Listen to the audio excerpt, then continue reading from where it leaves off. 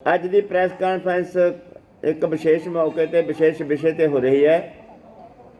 सारे प्रैस वाले साथियों को दसना चाहुंदे आ भी अज की प्रैस कानफ्रेंस साडी जथेबंदी भारती किसान एकता उगराहां वालों चोणां दे विषय ते हो रही है कि तुसीं चोणां दे विच हिस्सा क्यों नहीं लैंदे। बार बार ये गल चर्चा च आउंदी है। असीं चोणां नूं की समझदे आ, ਇਹਦੇ ਬਾਰੇ ਚੋਣਾਂ ਦੇ ਵਿੱਚ ਅਸੀਂ ਕਿਉਂ ਨਹੀਂ ਹਿੱਸਾ ਲੈਂਦੇ, ਨਾ ਅਸੀਂ ਕਿਸੇ ਦੀ ਵੋਟ ਪਾਉਂਦੇ ਹਾਂ, ਨਾ ਅਸੀਂ ਕਿਸੇ ਦੀ ਸਪੋਰਟ ਕਰਦੇ ਹਾਂ, ਨਾ ਚੋਣਾਂ 'ਚ ਹਿੱਸਾ ਲੈਂਦੇ ਹਾਂ। ਵੋਟਾਂ ਵਾਸਤੇ ਸਾਡੇ ਕੇਡਰ ਨੂੰ ਖੁੱਲ੍ਹੀ ਛੁੱਟੀ ਹੈ, ਜਿਹਨੂੰ ਮਰਜ਼ੀ ਉਹ ਪਾਉਣ, ਜਿਹਨੂੰ ਮਰਜ਼ੀ ਉਹ ਨਾ ਪਾਉਣ। ਇਸ ਕਰਕੇ ਸਾਡੀ ਇਹ ਪੋਜੀਸ਼ਨ ਕਿਉਂ ਹੈ, ਇਸ ਹਾਲਤ ਦੇ ਵਿੱਚ ਅਸੀਂ ਸਮਝਦੇ ਹਾਂ ਵੀ ਜਿਹੜਾ ਸਾਡਾ ਦੇਸ਼ ਹੈ ਇਹ ਪੂਰੀ ਤਰ੍ਹਾਂ ਤੇ ਆਰਥਿਕ ਤੌਰ ਤੇ ਗੁਲਾਮ ਹੈ ਦੂਜੇ ਦੇਸ਼ਾਂ ਦਾ। ਜਿਹੜੇ ਵਿਕਸਿਤ ਮੁਲਕ ਨੇ ਉਹਨਾਂ ਦੀਆਂ ਨੀਤੀਆਂ ਸਾਡੇ ਤੇ ਠੋਸੀਆਂ ਜਾਂਦੀਆਂ ਨੇ। ਉਹ ਨੀਤੀਆਂ ਜਦੋਂ ਸਾਡੇ ਤੇ ਲਾਗੂ ਕਰਦੇ ਨੇ ਉਹ ਸਾਡੇ ਕਿਰਤੀਆਂ ਦਾ, ਸਾਡੇ ਆਮ ਲੋਕਾਂ ਦਾ, ਸਧਾਰਨ ਲੋਕਾਂ ਦਾ, ਵੱਡੇ ਤਬਕਿਆਂ ਦਾ ਉਹ ਨੁਕਸਾਨ ਕਰਦੀਆਂ ਨੇ। ਉਹ ਨੀਤੀਆਂ ਬਣਦੀਆਂ ਪਾਰਲੀਮੈਂਟ ਤੋਂ ਬਾਹਰ ਨੇ ਤੇ ਪਾਰਲੀਮੈਂਟ ਦੇ ਹਾਕਮ ਤੇ ਸਾਡੀ ਅਫਸਰਸ਼ਾਹੀ ਉਹਨਾਂ ਨੀਤੀਆਂ ਤੇ ਪਹਿਰੇਦਾਰੀ ਕਰਦੀ ਹੈ। ਜਦੋਂ ਉਹ ਨੀਤੀਆਂ ਸਾਡੇ ਤੇ ਲਾਗੂ ਹੁੰਦੀਆਂ ਨੇ ਉਦੋਂ ਸਾਡਾ ਕਚੁੰਬਰ ਨਿਕਲਦਾ ਤੇ ਕਾਰਪੋਰੇਟਾਂ ਦੇ ਮੁਨਾਫੇ ਵੱਧਦੇ ਨੇ। ਜਿਵੇਂ ਪਿਛਲੇ ਸਮਿਆਂ ਦੇ ਵਿੱਚ ਕਿਹਾ ਜਾ ਸਕਦਾ ਹੈ ਕਿ ਕਾਰਪੋਰੇਟ ਦੇ 3 ਵੱਡੇ ਅਦਾਰੇ ਜਿਹੜਾ ਉਹਨਾਂ ਦੇ ਹਿੱਤ ਪੂਰਨ ਦੀ ਖਾਤਰ ਬਣਾਏ ਹੋਏ ਨੇ, WTO, ਕੌਮਾਂਤਰੀ ਮੁੰਦਰਾ ਕੋਸ਼ ਤੇ ਸੰਸਾਰ ਬੈਂਕ। ਇਹ 3 ਵੱਡੇ ਅਦਾਰੇ ਨੇ ਜਿਹੜੇ ਨੀਤੀਆਂ ਬਣਾਉਂਦੇ ਨੇ ਸਾਮਰਾਜੀ ਦੇਸ਼ਾਂ ਦੀਆਂ, ਉਹਨਾਂ ਦੇ ਪੱਖ ਦੀਆਂ ਤੇ ਵਿਕਾਸਸ਼ੀਲ ਮੁਲਕਾਂ ਨੂੰ ਲੁੱਟ ਖਸੁੱਟ ਦੇ ਵਾਸਤੇ ਉਹ ਸਾਧਨ ਬਣਦੇ ਨੇ। ਉਹ ਨੀਤੀਆਂ ਕਿਸੇ ਪਾਰਲੀਮੈਂਟ ਦੇ ਵਿੱਚ ਨਹੀਂ ਬਣਾਈਆਂ ਜਾਂਦੀਆਂ। ਸਾਡੇ ਪਾਰਲੀਮੈਂਟ ਦੇ ਹਾਕਮ ਉਹਨਾਂ ਨੀਤੀਆਂ ਤੇ ਦਸਤਖਤ ਕਰਦੇ ਨੇ।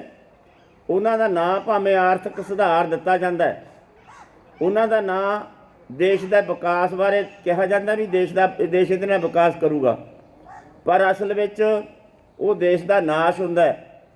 ਜਿਵੇਂ ਦੇਖਿਆ ਜਾ ਸਕਦਾ ਹੈ, ਜਿਵੇਂ 2013 ਦੀ ਬਾਲੀ ਦੇ ਵਿੱਚ ਇੱਕ ਵੱਡੀ WTO ਦੇ ਦੇਸ਼ਾਂ ਦੀ ਕਾਨਫਰੰਸ ਹੋਈ, ਮੀਟਿੰਗ ਹੋਈ, ਜਿਹਦੇ ਵਿੱਚ ਸੰਸਾਰ ਬੈਂਕ ਨੇ ਸਾਡੇ ਹਾਕਮਾਂ ਨੂੰ ਝਾੜਾਂ ਪਾਈਆਂ ਕਿ ਤੁਸੀਂ ਪਾਣੀ 'ਤੇ ਸਬਸਿਡੀ ਦੇ ਰਹੇ ਹੋ, ਬਿਜਲੀ 'ਤੇ ਸਬਸਿਡੀ ਦੇ ਰਹੇ ਹੋ, ਖੇਤੀ ਕਿੱਤੇ 'ਤੇ ਸਬਸਿਡੀ ਦੇ ਰਹੇ ਹੋ। ਸਬਸਿਡੀਆਂ ਦੇਣਾ ਬੰਦ ਕਰੋ, ਤੁਸੀਂ FCI ਨੂੰ ਰੱਦ ਕਰੋ, ਤੁਸੀਂ ਖੇਤੀ ਦੇ ਅਨਾਜ ਦੇ ਵੱਡੇ ਵੱਡੇ ਭੰਡਾਰ ਜਮ੍ਹਾਂ ਕੀਤੇ ਹੋਏ ਨੇ, ਇਹ ਕੰਮ ਕਰਨਾ ਸਾਰਾ ਬੰਦ ਕਰੋ। ਯਾਨੀ ਇਹਦੇ 'ਤੇ ਸਾਡੇ ਇੱਕ ਆਰਥਿਕ ਮਾਹਰ ਨੇ ਅਵੇਜੀਤ ਸਿੰਘ ਨੇ ਉਹ 'ਤੇ ਟਿੱਪਣੀ ਕੀਤੀ ਕਿ ਜੇਕਰ ਤੁਸੀਂ ਆਪਣੇ ਗੋਦਾਮ ਖਾਲੀ ਕਰ ਦੋਗੇ, FCI ਤੇ ਅਨਾਜ ਮੰਡੀਆਂ ਕਾਰਪੋਰੇਟ ਦੇ ਹਵਾਲੇ ਕਰ ਦੋਗੇ ਤਾਂ ਦੇਸ਼ ਨੂੰ ਵੱਡੇ ਇੱਕ ਸੰਕਟ ਦਾ ਸਾਹਮਣਾ ਤੇ ਭੁੱਖਮਰੀ ਦਾ ਸਾਹਮਣਾ ਕਰਨਾ ਪੈ ਸਕਦਾ ਹੈ। ਯਾਨੀ ਉਹਦੀਆਂ ਨੀਤੀਆਂ ਦਾ ਉਹਨਾਂ ਨੇ ਵਿਰੋਧ ਕੀਤਾ, ਪਰ ਸਰਕਾਰ ਨੇ ਉਹਨੂੰ ਨਹੀਂ ਮੰਨਿਆ। ਜਿਹੜੀਆਂ ਨੀਤੀਆਂ ਉਸੇ 'ਤੇ ਪਹਿਰੇਦਾਰੀ ਕੀਤੀ ਹੈ, ਉਹਦੇ ਵਿੱਚ ਜੇ ਉਦਾਹਰਨਾਂ ਵਜੋਂ ਦੇਖਣਾ ਹੋਵੇ ਵਿੱਦਿਆ ਦਾ ਨਿੱਜੀਕਰਨ, ਸਿਹਤ ਸੇਵਾਵਾਂ ਦਾ ਨਿੱਜੀਕਰਨ, ਹਵਾਈ ਅੱਡੇ, ਰੇਲ ਗੱਡੀਆਂ, ਕੋਲੇ ਦੀਆਂ ਖਾਣਾਂ ਤੇ ਬਿਜਲੀ ਬੋਰਡ ਦਾ ਜਿਹੜਾ ਪਬਲਿਕ ਸੈਕਟਰ ਹੈ, ਜਿਹੜਾ ਨੋ ਪ੍ਰੋਫਿਟ ਨੋ ਲਾਸ ਵਾਲੇ ਅਦਾਰੇ ਸੀ, ਉਹ ਸਾਰੇ ਦੇ ਸਾਰੇ ਅਦਾਰੇ ਕਾਰਪੋਰੇਟਾਂ ਦੇ ਹਵਾਲੇ ਕਰਕੇ ਉਹਨਾਂ ਨੂੰ ਵੱਡੇ ਮੁਨਾਫੇ ਦੇਣ ਦੀ ਖਾਤਰ ਉਹਨਾਂ ਨੂੰ ਉਹ ਫੈਸਲੇ ਕੀਤੇ ਨੇ। ਆਰਥਿਕ ਸੁਧਾਰਾਂ ਦੇ ਨਾਂ 'ਤੇ ਆਹ ਜਿਹੜੇ 3 ਕਾਲੇ ਕਾਨੂੰਨ ਨੇ, ਇਹ ਕਾਲੇ ਕਾਨੂੰਨ ਵੀ ਉਹਨਾਂ ਆਰਥਿਕ ਸੁਧਾਰਾਂ ਦੇ ਨਾਂ 'ਤੇ ਕਿਹਾ ਗਿਆ ਕਿਸਾਨਾਂ ਨੂੰ ਵੀ ਤੁਹਾਡਾ ਮੁਨਾਫਾ ਦੁੱਗਣਾ ਕਰਨ ਦੀ ਖਾਤਰ ਅਸੀਂ ਇਹ ਕਾਨੂੰਨ ਬਣਾਏ ਨੇ। ਤੇ ਸਾਰੇ ਮਾਹਰਾਂ ਨੇ, ਤੁਸੀਂ ਸਾਰੇ ਜਿੰਨੇ ਵੀ ਤੁਸੀਂ ਸਾਡੇ ਪੰਜਾਬ ਦੇ ਮੀਡੀਆ ਨਾਲ ਜੁੜੇ ਹੋਏ ਲੋਕ ਹੋ, ਉਹਨਾਂ ਸਾਰਿਆਂ ਨੇ ਇਹ ਗੱਲ ਨੂੰ ਚੰਗੀ ਤਰ੍ਹਾਂ ਪਛਾਣਿਆ ਵੀ ਜੇ ਕਾਨੂੰਨ ਲਾਗੂ ਹੋ ਜਾਂਦੇ ਨੇ ਤਾਂ ਜਿਹੜੇ ਅਨਾਜ ਦੇ ਭੰਡਾਰ, ਸਰਕਾਰੀ ਮੰਡੀਆਂ, ਸਰਕਾਰੀ ਖਰੀਦ ਏਜੰਸੀਆਂ ਇਹ ਬੇਕਾਰ ਹੋ ਜਾਣਗੀਆਂ। ਤਾਂ ਜਿਹੜਾ ਅਨਾਜ ਆ ਜਿਹੜਾ ਕਾਰਪੋਰੇਟ ਦੇ ਹਵਾਲੇ ਹੋ ਜਾਊਗਾ। ਜਦੋਂ ਕਾਰਪੋਰੇਟ ਦਾ ਕੰਟਰੋਲ ਹੈ ਤਾਂ ਮਨਮਰਜ਼ੀ ਦਾ ਰੇਟ ਨਾਲ, ਮਰਜ਼ੀ ਦੇ ਮੁਨਾਫੇ ਨਾਲ ਉਹ ਵੇਚੂਗਾ। ਇਹਦਾ ਜਦੋਂ ਅਸੀਂ ਮੁਕਾਬਲਾ ਕੀਤਾ, ਇਹ ਕਿਸੇ ਪਾਰਲੀਮੈਂਟਰੀ ਪਾਰਟੀ ਦੇ ਚੁਣੇ ਹੋਏ ਨੁਮਾਇੰਦਿਆਂ ਨੇ ਇਹਦਾ ਅੰਦੋਲਨ ਨਹੀਂ ਲੜਿਆ। ਅੰਦੋਲਨ ਉਹਨਾਂ ਲੋਕਾਂ ਨੇ ਲੜਿਆ ਜਿਨ੍ਹਾਂ 'ਤੇ ਇਹਦਾ ਅਸਰ ਪੈਣਾ ਸੀ। ਜਦੋਂ ਉਹ ਇਕੱਠੇ ਹੋ ਕੇ ਲੜੇ ਤਾਂ ਇਹ ਸੰਸਾਰ ਦੀਆਂ ਨੀਤੀਆਂ ਨੂੰ, ਆਰਥਿਕ ਸੁਧਾਰਾਂ ਨੂੰ, ਉਹਨਾਂ ਨਾਂ 'ਤੇ ਜਿਹੜੀਆਂ ਠੋਪ ਰਹੇ ਸਾਡੇ 'ਤੇ, ਉਹ ਵਾਪਸ ਹੋਈਆਂ ਨੇ। ਇਸ ਕਰਕੇ ਸਾਡਾ ਇਹ ਭਰੋਸਾ ਹੈ ਕਿ ਜਿਹੜੀਆਂ ਪਾਰਲੀਮੈਂਟ ਤੋਂ ਬਾਹਰ ਬਣਦੀਆਂ ਨੇ ਆਰਥਿਕ ਸੁਧਾਰ, ਨਵੇਂ ਆਰਥਿਕ ਸੁਧਾਰ ਜਿਹਦੇ ਕਦੇ ਵੀ ਪਾਰਲੀਮੈਂਟ 'ਚ ਨਹੀਂ ਬਣੇ, ਸਿਰਫ ਪਾਰਲੀਮਾਨੀ ਢਾਂਚਾ ਉਹਨਾਂ 'ਤੇ ਦਸਤਖਤ ਕਰਦਾ ਹੈ। ਇਸ ਕਰਕੇ ਅਸੀਂ ਇਹ ਸਮਝਦੇ ਹਾਂ ਵੀ ਇਹਨਾਂ ਹਾਲਤਾਂ ਦੇ ਵਿੱਚ ਕੋਈ ਪਾਰਲੀਮੈਂਟ ਚਲਾ ਜਾਵੇ, ਕੋਈ ਵਿਧਾਨ ਸਭਾ ਚਲਾ ਜਾਵੇ, ਉਹ ਲੋਕਾਂ ਦਾ ਫਾਇਦਾ ਨਹੀਂ ਕਰਨਾ। ਉਹਨੂੰ ਕਾਰਪੋਰੇਟ ਘਰਾਣਿਆਂ ਦੀਆਂ ਬਣਾਈਆਂ ਹੋਈਆਂ ਨੀਤੀਆਂ 'ਤੇ ਪਹਿਰੇਦਾਰੀ ਕਰਨੀ ਪੈਂਦੀ ਹੈ, ਜਿਹੜੀਆਂ ਸਾਡੇ ਪੱਖ ਦੀਆਂ ਨਹੀਂ। ਇਸ ਕਰਕੇ ਇਹਦੇ ਨਾਲ ਜੇ ਇਹਨਾਂ ਨੂੰ ਹਟਾਉਣਾ ਹੈ, ਇਹਦਾ ਜਾਣੀ ਇਹਨਾਂ ਨੂੰ ਰੋਕਣਾ ਹੈ, ਤਾਂ ਇਹਦੇ ਬਰਾਬਰ ਦਾ ਇੱਕ ਮਾਡਲ ਲੈ ਕੇ ਆਉਣ ਦੀ ਜਿਹੜੀ ਗੱਲ ਹੈ, ਉਹ ਇੱਕ ਮਾਡਲ ਬਰਾਬਰ ਲੈ ਕੇ ਆਉਣਾ ਪੈਣਾ। ਉਹਦੇ 'ਤੇ ਸਾਡੇ ਅਗਲੇ ਸਾਥੀਆਂ ਨੇ ਗੱਲ ਕਰਨੀ ਹੈ। ਅਸੀਂ ਇਸ ਪ੍ਰੈਸ ਕਾਨਫਰੰਸ ਨੂੰ 3 ਪੋਰਸ਼ਨਾਂ ਦੇ ਵਿੱਚ ਵੰਡਿਆ। ਮੈਂ ਜਿਹੜਾ ਪਹਿਲਾ ਮਾਡਲ ਹੈ, ਵਿਕਾਸ ਮਾਡਲ, ਜਿਹੜੀਆਂ ਸਾਡੇ ਹਾਕਮ ਸਾਡੇ 'ਤੇ ਸੋਚ ਰਹੇ ਨੇ, ਉਹਦੇ 'ਤੇ ਮੋਟੇ ਤੌਰ 'ਤੇ ਤੁਹਾਡੇ ਨਾਲ ਗੱਲ ਸਾਂਝੀ ਕੀਤੀ ਹੈ। ਇਹਦੇ ਬਰਾਬਰ ਦਾ ਕਿਹੜਾ ਮਾਡਲ ਹੋਊਗਾ, ਉਹਦੇ ਸਾਡੇ ਸੂਬੇ ਦੇ ਜਨਰਲ ਸਕੱਤਰ ਸੁਖਦੇਵ ਸਿੰਘ ਕੋਕਰੀ ਕਲਾਂ ਆਪਣੀ ਗੱਲ ਰੱਖਣਗੇ। ਅਤੇ ਤੀਜੇ ਇਸ਼ੂ ਹੈ ਜਿਹੜਾ ਸਾਡਾ, ਉਹ ਝੰਡਾ ਸਿੰਘ ਜੇਠੂ ਕੇ ਸਾਡੇ ਸੂਬੇ ਦੇ ਸੀਨੀਅਰ ਮੀਤ ਪ੍ਰਧਾਨ ਨੇ, ਉਹ 'ਤੇ ਇਹ ਗੱਲ ਰੱਖਣਗੇ। ਫਿਰ ਤੁਹਾਡੇ ਜਵਾਬ ਸਵਾਲ ਸਾਡੇ 'ਤੇ ਹੋ ਸਕਦੇ ਨੇ। ਇਸ ਤੋਂ ਬਾਅਦ ਇਹਦੇ ਬਰਾਬਰ ਦਾ ਮਾਡਲ ਅਸੀਂ ਕਿਹੋ ਜਿਹਾ ਮਾਡਲ ਚਾਹੁੰਦੇ ਹਾਂ, ਇਹ 'ਤੇ ਗੱਲ ਰੱਖਣਗੇ ਸਾਡੇ ਸੂਬਾ ਜਨਰਲ ਸਕੱਤਰ ਸੁਖਦੇਵ ਸਿੰਘ ਕੋਕਰੀ ਕਲਾਂ।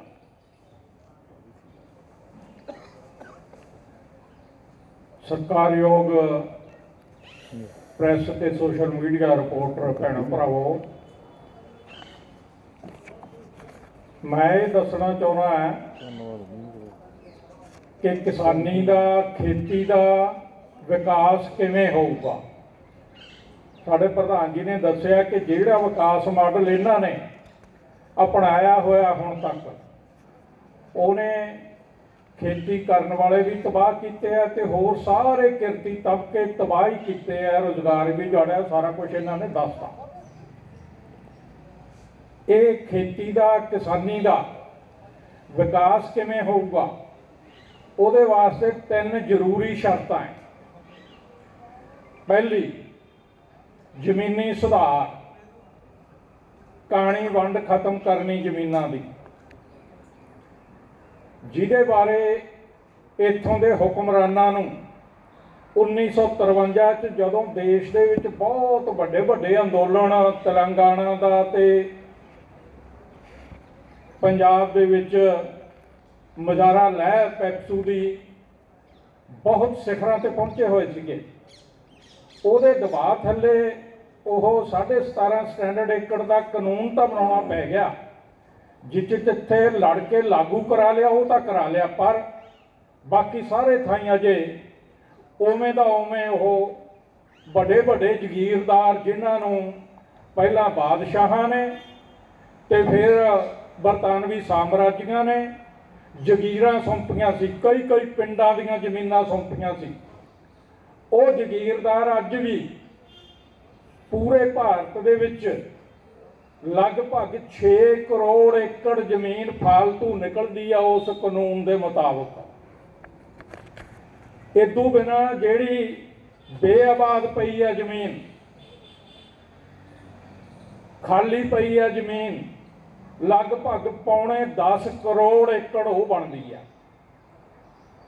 ਇਹ ਜਿੰਨੇ ਵੀ ਖੇਤੀ ਤੇ ਨਿਰਭਰ ਖੇਤ ਮਜ਼ਦੂਰ ਜਾਂ ਕਿਸਾਨ, ਖਾਸ ਕਰਕੇ ਬੇਜ਼ਮੀਨੇ ਕਿਸਾਨ ਜਾਂ ਥੋੜ੍ਹ ਜ਼ਮੀਨੇ ਕਿਸਾਨ, ਉਹਨਾਂ ਵਿੱਚ ਜੇ ਵੰਡੀ ਜਾਵੇ ਤਾਂ ਇਹ ਲਗਭਗ 5-5 ਏਕੜ ਜ਼ਮੀਨ ਆਉਂਦੀ ਹੈ ਸਾਰੀ ਆਬਾਦ ਕਰਕੇ। ਤੇ ਫਾਲਤੂ ਜ਼ਮੀਨ ਜ਼ਗੀਰਦਾਰਾਂ ਵਾਲੀ ਜੇ ਵੰਡਣੀ ਹੋਵੇ ਤਾਂ ਜਿਹੜੀ ਇਸ ਵੇਲੇ ਖੇਤੀ ਕਰਨ ਵਾਲੇ ਵੱਡੇ ਹਿੱਸੇ ਨੂੰ ਖੇਤ ਮਜ਼ਦੂਰ ਬੇਜ਼ਮੀਨੇ ਹੈ, ਤੇ ਜੇ ਪੂਰੇ ਭਾਰਤ ਦਾ ਡਾਟਾ ਬੇਸ਼ੱਕ ਨਹੀਂ ਮਿਲ ਸਕਿਆ, ਪਰ ਪੰਜਾਬ ਦਾ ਡਾਟਾ ਖੇਤੀਬਾੜੀ ਯੂਨੀਵਰਸਿਟੀ ਦੇ ਆਰਥਿਕ ਮਾਹਰ ਉਹਦੇ ਮੁਤਾਬਕ ਪਿਛਲੇ ਨਵੀਆਂ ਆਰਥਿਕ ਨੀਤੀਆਂ ਨੇ, ਨਵੇਂ ਆਰਥਿਕ ਸੁਧਾਰਾਂ ਨੇ 2 ਲੱਖ ਕਿਸਾਨ ਤਾਂ ਇਹਨਾਂ ਨੇ ਉਜਾੜਤੇ, ਜ਼ਮੀਨਾਂ ਤੋਂ ਬਿਲਕੁਲ ਬੇਦਖਲ ਕਰਤੇ, ਜ਼ਮੀਨਾਂ ਖੋਹ ਲਈਆਂ ਉਹਨਾਂ ਦੀਆਂ। ਇਸ ਤਰ੍ਹਾਂ 7 ਲੱਖ ਪਰਿਵਾਰ ਖੇਤ ਮਜ਼ਦੂਰਾਂ ਦੇ। ਪੰਜਾਬ ਦੇ ਵਿੱਚ ਵੀ ਜ਼ਗੀਰਦਾਰਾਂ ਕੋਲੇ, ਵੱਡੇ ਭੂਮੀਪਤੀਆਂ ਕੋਲੇ ਫਾਲਤੂ ਜ਼ਮੀਨ ਕਾਨੂੰਨ ਮੁਤਾਬਕ 16,66,000 ਏਕੜ, 2001 ਦਾ ਅੰਕੜਾ ਹੈ, ਪੌਣੇ 17 ਲੱਖ ਏਕੜ, ਜਿਹੜੀ ਵੰਡੀ ਦੀ ਲਗਭਗ 2.5 ਏਕੜ ਪ੍ਰਤੀ ਪਰਿਵਾਰ ਪੰਜਾਬ ਵਾਲੇ ਬੇਜ਼ਮੀਨੇ ਤੇ ਥੋੜ੍ਹੇ ਜ਼ਮੀਨੇ ਪਰਿਵਾਰਾਂ ਨੂੰ ਉਹ ਆਉਂਦੀ ਹੈ 2.5 ਪੌਣੇ 3 ਏਕੜ।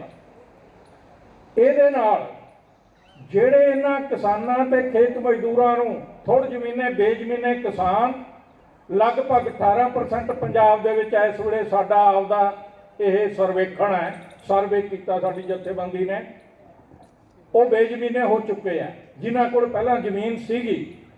ਤੇ ਖੇਤ ਮਜ਼ਦੂਰਾਂ ਸਣੇ ਇਹ ਸਾਰਿਆਂ ਨੂੰ, ਜਿਨ੍ਹਾਂ ਨੇ ਖੇਤੀ ਤੇ ਉਦੋਂ ਬਿਨਾਂ ਕੋਈ ਸਾਧਨ ਹੀ ਹੈ ਨਹੀਂ, ਉਹਨਾਂ ਕੋਲੇ ਆਪਦੀ ਰੋਜੀ ਰੋਟੀ ਦਾ ਖੇਤੀ ਤੇ ਹੀ ਨਿਰਭਰ ਹੈ, ਉਹਨਾਂ ਨੂੰ ਜ਼ਮੀਨ ਇਹ ਜ਼ਗੀਰਦਾਰਾਂ ਵਾਲੀ ਠੇਕੇ ਤੇ ਲੈ ਕੇ ਕਰਨੀ ਪੈਂਦੀ ਹੈ, ਜਿਹਦਾ 50,000 60,000 70,000 ਰੁਪਈਆ ਪ੍ਰਤੀ ਏਕੜ ਠੇਕਾ ਲੈਂਦੇ ਆ ਉਹ ਜ਼ਗੀਰਦਾਰ ਵਾਲੇ ਵੱਡੀਆਂ ਢੇਰੀਆਂ ਦੇ ਮਾਲਕ।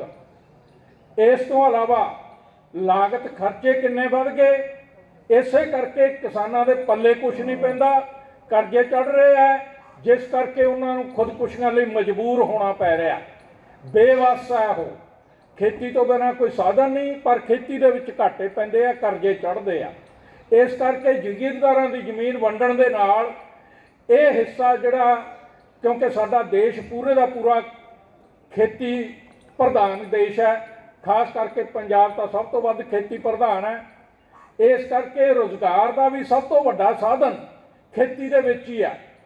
ਉਹ ਰੁਜ਼ਗਾਰ ਵੀ ਇੱਥੋਂ ਦੇ ਮਸ਼ੀਨੀਕਰਨ ਨੇ, ਇੱਥੋਂ ਦੇ ਰਸਾਇਣੀਕਰਨ ਨੇ। ਜਿਹੜਾ ਪਹਿਲਾ ਹਰਾ ਇਨਕਲਾਬ, ਫੋਰਡ ਫਾਊਂਡੇਸ਼ਨ ਜਿਹੜੀ ਗੱਲ ਕੀਤੀ ਪ੍ਰਧਾਨ ਜੀ ਨੇ ਵੀ ਕਿੱਥੋਂ ਨੀਤੀਆਂ ਬਣ ਕੇ ਆਉਂਦੀਆਂ, ਉਹਦੀ ਨੀਤੀ ਫੋਰਡ ਫਾਊਂਡੇਸ਼ਨ ਨੇ ਬਣਾਈ ਸੀ, ਅਮਰੀਕਾ ਦੀ ਕੰਪਨੀ ਨੇ, ਵਰਲਡ ਬੈਂਕ ਰਾਹੀਂ ਭੇਜੀ ਸੀ, ਸਾਡੇ ਹਾਕਮਾਂ ਨੇ ਮੋਹਰ ਲਾਈ ਸੀ। ਉਹਨੇ ਖੇਤੀ ਦਾ ਮਸ਼ੀਨੀਕਰਨ ਕਰਕੇ, ਰਸਾਇਣੀਕਰਨ, ਜ਼ਹਿਰਾਂ ਖੇਤੀ ਦੇ ਵਿੱਚ ਵਾੜ ਕੇ ਜਿੱਥੇ ਰੁਜ਼ਗਾਰ ਤਬਾਹ ਕੀਤਾ, ਉੱਥੇ ਲੋੜੇ ਦੀਆਂ ਬਿਮਾਰੀਆਂ ਸਾਡੇ ਗਲ ਪਾਈਆਂ ਉਹ ਜ਼ਹਿਰਾਂ ਵਾਲੀ ਖੇਤੀ ਨੇ। ਇਸ ਕਰਕੇ ਇਹ ਸਾਰਾ ਕੁਛ ਜਦੋਂ ਇਹ ਜ਼ਮੀਨ ਦੀ ਵੰਡ ਹੋ ਗਈ ਤੇ ਨਾਲ ਇਹਦੇ ਜਿਹੜੀ ਇੰਡਸਟਰੀ ਹੈ, ਜਿਹੜੀ ਹੁਣ ਇਹ ਕਹਿੰਦੇ ਵਿਦੇਸ਼ਾਂ ਤੋਂ ਹੀ ਆ ਸਕਦੀ ਹੈ ਇੰਡਸਟਰੀ, ਉਹੀ ਲਾ ਸਕਦੇ ਆ। ਇਹ ਪਿੰਡ ਪਿੰਡ ਇੰਡਸਟਰੀ, ਖੇਤੀ ਦੀ ਇੰਡਸਟਰੀ ਪਿੰਡ ਪਿੰਡ ਚੱਲ ਸਕਦੀ ਹੈ। ਛੋਟੀ ਇੰਡਸਟਰੀ ਜਿਹਦੇ 'ਚ ਵੱਧ ਤੋਂ ਵੱਧ ਹੱਥਾਂ ਨੂੰ ਰੁਜ਼ਗਾਰ ਮਿਲੇ, ਉਹ ਨਾਲ ਇਹਦੇ ਲਾਗੂ ਹੋਊਗਾ। ਇਹ ਖੇਤੀ ਦੀ ਜਿਹੜੀ ਜ਼ਮੀਨ ਦੀ ਵੰਡ ਹੈ, ਇਹਦੇ ਨਾਲ ਕਿਸਾਨਾਂ ਦੀ ਖੇਤੀ ਦੀ ਹਾਲਤ ਸੁਧਰੂਗੀ, ਉਹਨਾਂ ਦੀ ਖਰੀਦ ਸ਼ਕਤੀ ਵਧੂਗੀ, ਉਹਦੇ ਨਾਲ ਨਵੀਆਂ ਫੈਕਟਰੀਆਂ ਚੱਲਣਗੀਆਂ। ਹੁਣ ਵਾਲੇ ਮਾਡਲ ਨੇ, ਇਹਨਾਂ ਨੇ ਜੇ ਗੱਲ ਕਰਨੀ ਹੋਵੇ, ਕੱਲੇ ਲੁਧਿਆਣੇ ਦੇ ਵਿੱਚੋਂ 28,000 ਛੋਟੀਆਂ ਫੈਕਟਰੀਆਂ ਬੰਦ ਕਰਤੀਆਂ, ਛੋਟੀ ਇੰਡਸਟਰੀ 28,000 ਦੀ ਗਿਣਤੀ, ਜਿਹੜਾ ਇੰਡਸਟਰੀ ਪ੍ਰਧਾਨ ਸ਼ਹਿਰ ਹੈ ਪੰਜਾਬ ਦਾ, 28,000 ਇੰਡਸਟਰੀ ਉਹਦੇ 'ਚੋਂ ਤਬਾਹ ਕਰਤੀ। ਇਹੀ ਪਿੰਡ ਪਿੰਡ ਇੰਡਸਟਰੀ ਚਲਾਉਣੀ ਹੋਵੇ, ਆ ਖੇਤੀ ਤੋਂ ਜਿੰਨੀਆਂ ਵੀ ਖਾਣ ਵਾਲੀਆਂ ਵਸਤਾਂ ਬਣਦੀਆਂ ਉਹ ਪਿੰਡਾਂ 'ਚ ਬਣਾਈਆਂ ਜਾ ਸਕਦੀਆਂ, ਬਹੁਤ ਵੱਡੀ ਪੱਧਰ ਤੇ ਰੁਜ਼ਗਾਰ ਮਿਲੂਗਾ। ਦੂਜੀ ਗੱਲ, ਸੂਦਖੋਰੀ ਦਾ ਕਿੱਤਾ ਜਿਹੜਾ, ਇਹ ਇੱਕ ਬਹੁਤ ਵੱਡੀ ਜੋਕ ਬਣ ਕੇ ਚੁੰਬੜਿਆ ਹੋਇਆ ਹੈ ਖੇਤੀ ਕਿੱਤੇ ਨੂੰ, ਕਿਸਾਨਾਂ ਨੂੰ। ਕਿਉਂਕਿ ਮੈਂ ਦੱਸ ਹਟਿਆ ਵੀ ਕਰਜ਼ੇ ਚੱਕਣੇ ਪੈਂਦੇ ਆ ਕਿਸਾਨਾਂ ਨੂੰ, ਖੇਤੀ ਚਲਾਉਣ ਵਾਸਤੇ, ਕਬੀਲਦਾਰੀ ਚਲਾਉਣ ਵਾਸਤੇ ਵੀ ਉਹਨਾਂ ਦੀ ਬਚਤ ਤਾਂ ਕੋਈ ਹੁੰਦੀ ਨਹੀਂ। ਉਹ ਕਰਜ਼ੇ ਜਿਹੜੇ ਛੋਟੇ ਕਿਸਾਨ ਹੈ, ਬੇਜ਼ਮੀਨੇ ਕਿਸਾਨ ਹੈ, ਉਹਨਾਂ ਨੂੰ ਸਿਰਫ 7% ਮਿਲਦੇ ਆ ਬੈਂਕਾਂ 'ਚੋਂ ਸਸਤੇ ਕਰਜ਼ੇ। ਬਾਕੀ 93% ਕਰਜ਼ੇ ਸੂਦਖੋਰਾਂ ਤੋਂ, ਸ਼ਾਹੂਕਾਰਾਂ ਤੋਂ ਲੈਣੇ ਪੈਂਦੇ ਆ, ਜਿਹੜੇ ਗਲਵੱਢਵਾਂ ਵਿਆਜ ਲਾਉਂਦੇ ਆ। 18% ਤੋਂ ਲੈ ਕੇ 36% ਤੱਕ ਸਾਲ ਦਾ ਵਿਆਜ ਲਾਉਂਦੇ ਆ। ਫਿਰ ਉਹ ਖਾਲੀ ਪਰੋ ਨੋਟ ਭਰਦੇ ਆ, ਖਾਲੀ ਤੇ ਦਸਤਖਤ ਕਰਾਉਂਦੇ ਆ, ਮਨਮਰਜ਼ੀ ਦੇ ਉਹਦੇ 'ਚ ਰਕਮਾਂ ਭਰਦੇ ਆ, ਖਾਲੀ ਚੈੱਕਾਂ ਤੇ ਦਸਤਖਤ ਕਰਾਉਂਦੇ ਆ। ਜੇ ਕੋਈ ਚੀਜ਼ ਖਰੀਦਣੀ ਬਾਜ਼ਾਰ 'ਚੋਂ, ਪਰਚੀ ਸਿਸਟਮ ਚੱਲਦਾ ਹੈ, ਜਿਹਦੇ ਨਾਲ ਉਹ ਦੁਕਾਨਦਾਰਾਂ ਤੋਂ ਕਮਿਸ਼ਨ ਲੈਂਦੇ ਆ। ਜਾਣੀ ਅੰਨੀ ਲੁੱਟ। ਤੇ ਬਹੁਤ ਮਾੜੀ ਗੱਲ ਸਿਰੇ ਦੀ ਇਹ ਆ ਵੀ ਉਹਨਾਂ ਦੀ ਆਮਦਨੀ ਦਾ ਕੋਈ ਹਿਸਾਬ ਕਿਤਾਬ ਨਹੀਂ। कोई कानून नहीं उन्होंने आमदनी वास्ते, सूदखोरां शाहूखोरां की आमदनी वास्ते, जिहड़ा कि बरतानवी साम्राज वेले पगड़ी संभाल जट्टा लहर ने बनवा लिया सी जनतक ताकत का हिक च गोडा दे के साम्राजी हुकूमत दे। पर इत्थे एक कानून भी नहीं बनाउण लगे, कानून भी नहीं बना रहे। इस करके उन्होंने सारी आमदन है जी वो इनकम टैक्स तो बिना, आमदनी टैक्स तो बिना, जिहदे च लाखां करोड़ रुपया आमदनी टैक्स आ सकता है। इस तरह ही जिहड़ी साम्राजी लुੱਟ है ਉਹਦੇ ਨਾਲ ਜੇ ਉਹਨੂੰ ਖਤਮ ਕੀਤਾ ਜਾਵੇ, ਜਿਹੜੇ ਪਾਸੇ ਇਸ਼ਾਰਾ ਕੀਤਾ ਹੈ ਉਹ ਨਵੀਆਂ ਆਰਥਿਕ ਨੀਤੀਆਂ, ਨਿੱਜੀਕਰਨ, ਵਪਾਰੀਕਰਨ, ਖੁੱਲੀ ਮੰਡੀ, ਸੰਸਾਰੀਕਰਨ, ਸਾਰੇ ਦੇ ਸਾਰੇ ਮਹਿਕਮੇ, ਆ ਖੇਤੀ ਵੀ ਸਾਰੀ ਦੀ ਸਾਰੀ ਸੰਭਾਲਣ ਲੱਗੇ ਸੀ ਇਹਨਾਂ ਕਾਨੂੰਨਾਂ ਰਾਹੀਂ ਉਹਨਾਂ ਕਾਰਪੋਰੇਟਾਂ ਨੂੰ, ਸਾਮਰਾਜੀ ਕਾਰਪੋਰੇਟਾਂ ਨੂੰ। ਇਹ ਨੀਤੀਆਂ ਜਿਹੜੀਆਂ ਇਦੋਂ ਬਿਨਾਂ ਜਿਹੜਾ ਇਹ ਕਹਿ ਦਿੰਦੇ ਆ ਜਦੋਂ ਅਸੀਂ ਕਰਜ਼ੇ ਮਾਫੀ ਦੀ ਮੰਗ ਕਰਦੇ ਹਾਂ, ਕਰਜ਼ਾ ਮੁਕਤੀ ਦੀ ਮੰਗ ਕਰਦੇ ਹਾਂ ਵੀ ਖਜ਼ਾਨੇ 'ਚ ਪੈਸਾ ਹੈ ਨਹੀਂ, ਜਦੋਂ ਅਸੀਂ ਸਸਤੀਆਂ ਖੇਤੀ ਲਾਗਤਾਂ ਦੀ ਮੰਗ ਕਰਦੇ ਹਾਂ ਤਾਂ ਖਜ਼ਾਨੇ 'ਚ ਪੈਸਾ ਹੈ ਨਹੀਂ।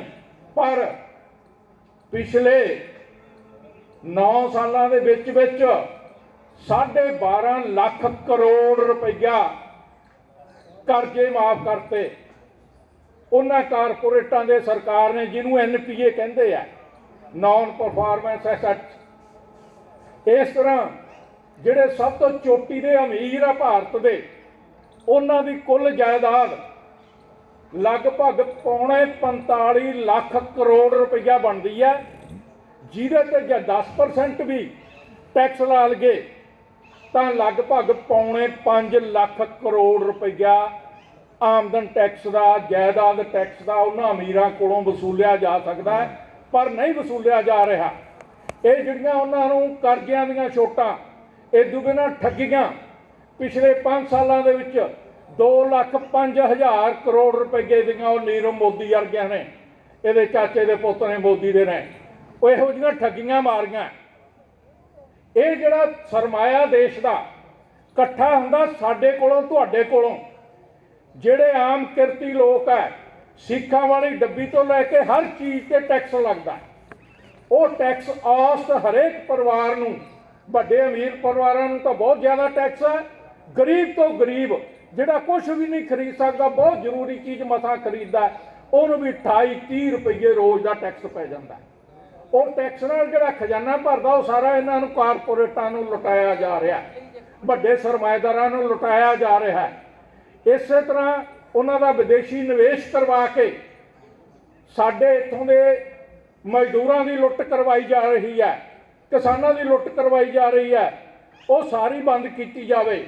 जानी ये 3 गल्लां मैं गिणियां, जागीरदारी का खात्मा जमीनां दी वंड नाल, जिहदे नाल वो 50-60 हज़ार एकड़ मगर टैक्स तारना पैंदा, जिहड़ा जागीरदारां दी जेब च जांदा, सरकार कोले नहीं जांदा, जागीरदारां दी जेब च जांदा। उहदे तो बच जाणगे किसान जे वो जमीन की वंड हो जाए। दूजा सूदखोरी, जिन्हां ने अरे 4 लाख तो उत्ते सरकारी डाटा किसान खुदकुशियां करके कर्जियां थले दब के बहुतियां सूदखोरां दे पैरों होईयां, क्योंकि वो कुरकियां नीलामियां लियाउंदे आ कर्जियां दे बदले, वो समान चक के लै जांदे आ, किसान दा माल डंगर लै जांदे आ। वो सारा कुछ बंद होऊगा जे यह घट्टो घट्ट कानून बन गए, जिवें उदों बनया सी, अंग्रेज़ां वेले बनवाया सी, हिक च गोडा दे के 4% ब्याज, मूल नालों वध ब्याज नहीं लग सकता, कर्जे बदले कोई जमीन बै गहणे नहीं लई जा सकती। ये तिन्ने गल्लां हो जाण जिहड़ा असीं लागू कराउण वास्ते जी जान नाल जदों तो जथेबंदी बनी है उदों तो संघर्ष कर रहे हैं। वो तुहाडे नाल साडे अगले बुलारे साझीआं करनगे गल्लां भी ये लागू किवें होणगे ते किवें हुण तक जिन्ना कुछ बचाया चून भूणो किवें बचाई है। धन्नवाद।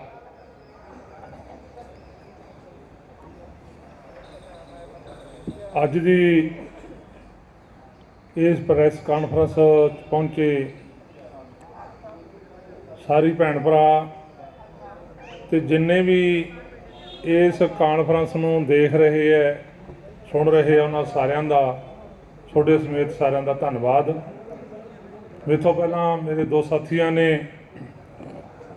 ਕਿ ਜਿਹੜਾ ਪਾਰਲੀਮੈਂਟ ਦੇ ਵਿੱਚ ਜਾ ਕੇ ਕੋਈ ਕਿਸੇ ਦਾ ਭਲਾ ਹੋ ਜਾਊ, ਉਹਦਾ ਉਦਾਹਰਨਾਂ ਦਿੱਤੀਆਂ। ਉਹਦੇ ਮੁਕਾਬਲੇ ਸਾਡੇ ਲੋਕਾਂ ਦਾ, ਸਾਡੇ ਦੇਸ਼ ਦਾ ਭਲਾ ਕਿਵੇਂ ਹੋ ਸਕਦਾ ਹੈ, ਉਹ ਸਾਡੇ ਸੂਬੇ ਦੇ ਜਨ ਸਕੱਤਰ ਨੇ ਤੁਹਾਡੇ ਨਾਲ ਸਾਂਝੀਆਂ ਕੀਤੀਆਂ। ਤੀਜਾ ਜਿਹੜਾ ਵਿਸ਼ਾ ਮੇਰਾ ਹੈ ਕਿ ਲੋਕਾਂ ਦਾ ਭਲਾ ਕਿੱਧਰ ਦੀ ਹੋਣਾ ਹੈ, ਕੀ ਉਹ ਵੋਟਾਂ ਰਾਹੀਂ ਭਲਾ ਹੋ ਸਕਦਾ ਹੈ। ਅਸੀਂ ਇਸ ਨੂੰ ਰੱਦ ਕੀਤਾ ਕਿ ਵੋਟਾਂ 'ਚ ਕੋਈ ਜਾ ਕੇ ਪਾਰਲੀਮੈਂਟ ਜਾਂ ਵਿਧਾਨ ਸਭਾ ਜਾ ਕੇ ਲੋਕਾਂ ਦਾ ਕੁਛ ਨਹੀਂ ਕੋਈ ਸੰਵਾਰ ਸਕਦਾ। ਸਾਡਾ ਪਿਛਲਾ ਭਾਰਤੀ ਕਿਸਾਨ ਯੂਨੀਅਨ ਏਕਤਾ ਗਰਾਹਾਂ ਦਾ ਇਤਿਹਾਸ ਪਿਆ ਹੈ ਕਿ ਇਹ ਲੋਕਾਂ ਦਾ ਭਲਾ, ਲੋਕਾਂ ਦੇ ਏਕੇ ਤੇ ਇਤਫਾਕ ਤੇ ਸੰਘਰਸ਼ ਦੇ ਜ਼ੋਰ ਤੇ ਹੋਣਾ ਹੈ। ਮੈਂ ਤੁਹਾਡਾ ਧਿਆਨ ਦਿਵਾਉਣਾ ਚਾਹੁੰਦਾ, ਇਦੋਂ ਘੱਟੋ ਘੱਟ ਲਗਭਗ 20 ਸਾਲ ਪਿੱਛੇ ਜਦੋਂ ਆੜ੍ਹਤੀਏ ਲੈਣ ਦੇਣ ਦੇ ਤਹਿਤ ਥਾਣਿਆਂ 'ਚ ਬੁਲਾ ਕੇ ਘੂਰ ਘੱਪ ਕਰਕੇ ਮਨਮਰਜ਼ੀ ਦੇ ਕਾਗਜ਼ਾਂ 'ਤੇ ਦਸਤਖਤ ਕਰਾਉਂਦੇ ਸੀ। ਇਹ ਸੰਘਰਸ਼ ਦੇ ਜ਼ੋਰ ਇਸ ਮੌਕੇ ਕਿਸੇ ਵੀ ਥਾਣੇ 'ਚ ਇਹ ਪਾਬੰਦੀ ਲੱਗੀ ਹੋਈ ਹੈ ਸਾਡੇ ਵੱਲੋਂ ਕਿ ਕੋਈ ਵੀ ਪੁਲਿਸ ਲੈਣ ਦੇਣ ਦੇ ਵਿੱਚ ਦਖਲ ਨਹੀਂ ਦੇ ਸਕਦੀ। ਆਈਂ ਵੱਡੀ ਪੱਧਰ 'ਤੇ ਕੁਰਕੀਆਂ ਹੁੰਦੀਆਂ ਸੀ। ਅਸੀਂ ਉਹ ਕਿਸੇ ਵੀ ਕਿਸਾਨ ਦੀ ਜਾਂ ਮਜ਼ਦੂਰ ਦੀ ਕੁਰਕੀ ਨਹੀਂ ਹੋਣ ਦਿੱਤੀ। ਉਹਦੇ ਤਹਿਤ ਅਸੀਂ ਇਹ ਗੱਲ ਦਾ ਦਾਅਵਾ ਕਰਦੇ ਹਾਂ ਕਿ ਲੱਖਾਂ ਏਕੜ ਜਿਹੜੀ ਜ਼ਮੀਨ ਹੈ ਉਹ ਅਸੀਂ ਬਚਾਈ ਹੈ ਲੋਕਾਂ ਦੀ, ਤੇ ਅਸੀਂ ਸੈਂਕੜੇ ਜਾਨਾਂ ਵੀ ਬਚਾਈਆਂ ਉਹ ਕੁਰਕੀ ਰਕਵਾ ਕੇ। ਇਹਦੇ ਨਾਲ ਹੀ ਅਸੀਂ ਜ਼ਮੀਨਾਂ ਦੇ ਮਸਲੇ 'ਤੇ ਲੜਾਈ ਲੜੀ ਹੈ। ਧੌਲੇ ਸੰਨਾਂ ਦੀ ਗੱਲ ਹੈ, ਚਾਹੇ ਗੋਬਿੰਦਪੁਰੇ ਦੀ ਗੱਲ ਹੈ। ਜਦੋਂ ਪੂਰੇ ਪੰਜਾਬ ਦੇ ਵਿੱਚ ਧੌਲੇ ਸੰਨਾਂ ਵੇਲੇ ਹੋ ਗਿਆ ਸੀ ਕਿ ਥਾਂ ਥਾਂ 'ਤੇ ਜ਼ਮੀਨ ਕੁਵੈਰ ਹੋ ਰਹੀ ਹੈ ਧੱਕੇ ਦੇ ਜ਼ੋਰ 'ਤੇ, ਉਹ ਧੱਕੇ ਦੇ ਜ਼ੋਰ 'ਤੇ ਜਿਹੜੀ ਜ਼ਮੀਨ ਕੁਵੈਰ ਹੁੰਦੀ ਸੀ ਉਹ ਰੋਕੀ ਹੈ। ਤੇ ਗੋਬਿੰਦਪੁਰੇ ਦੇ ਵਿੱਚ ਜਿਨ੍ਹਾਂ ਕਿਸਾਨਾਂ ਨੇ ਚੈੱਕ ਨਹੀਂ ਚੱਕੇ ਸੀ ਉਹ ਜ਼ਮੀਨ ਵਾਪਸ ਕਰਾਈ ਹੈ। ਉਸ ਪਿੰਡ ਦੇ ਜਿਹੜੇ ਮਜ਼ਦੂਰ ਸੀ ਕਿ ਜਿਨ੍ਹਾਂ ਨੇ ਚੈੱਕ ਚੱਕ ਲਈ, ਉਹਦੇ 'ਚ ਮਜ਼ਦੂਰਾਂ ਦਾ ਰੁਜ਼ਗਾਰ ਵੀ ਗਿਆ।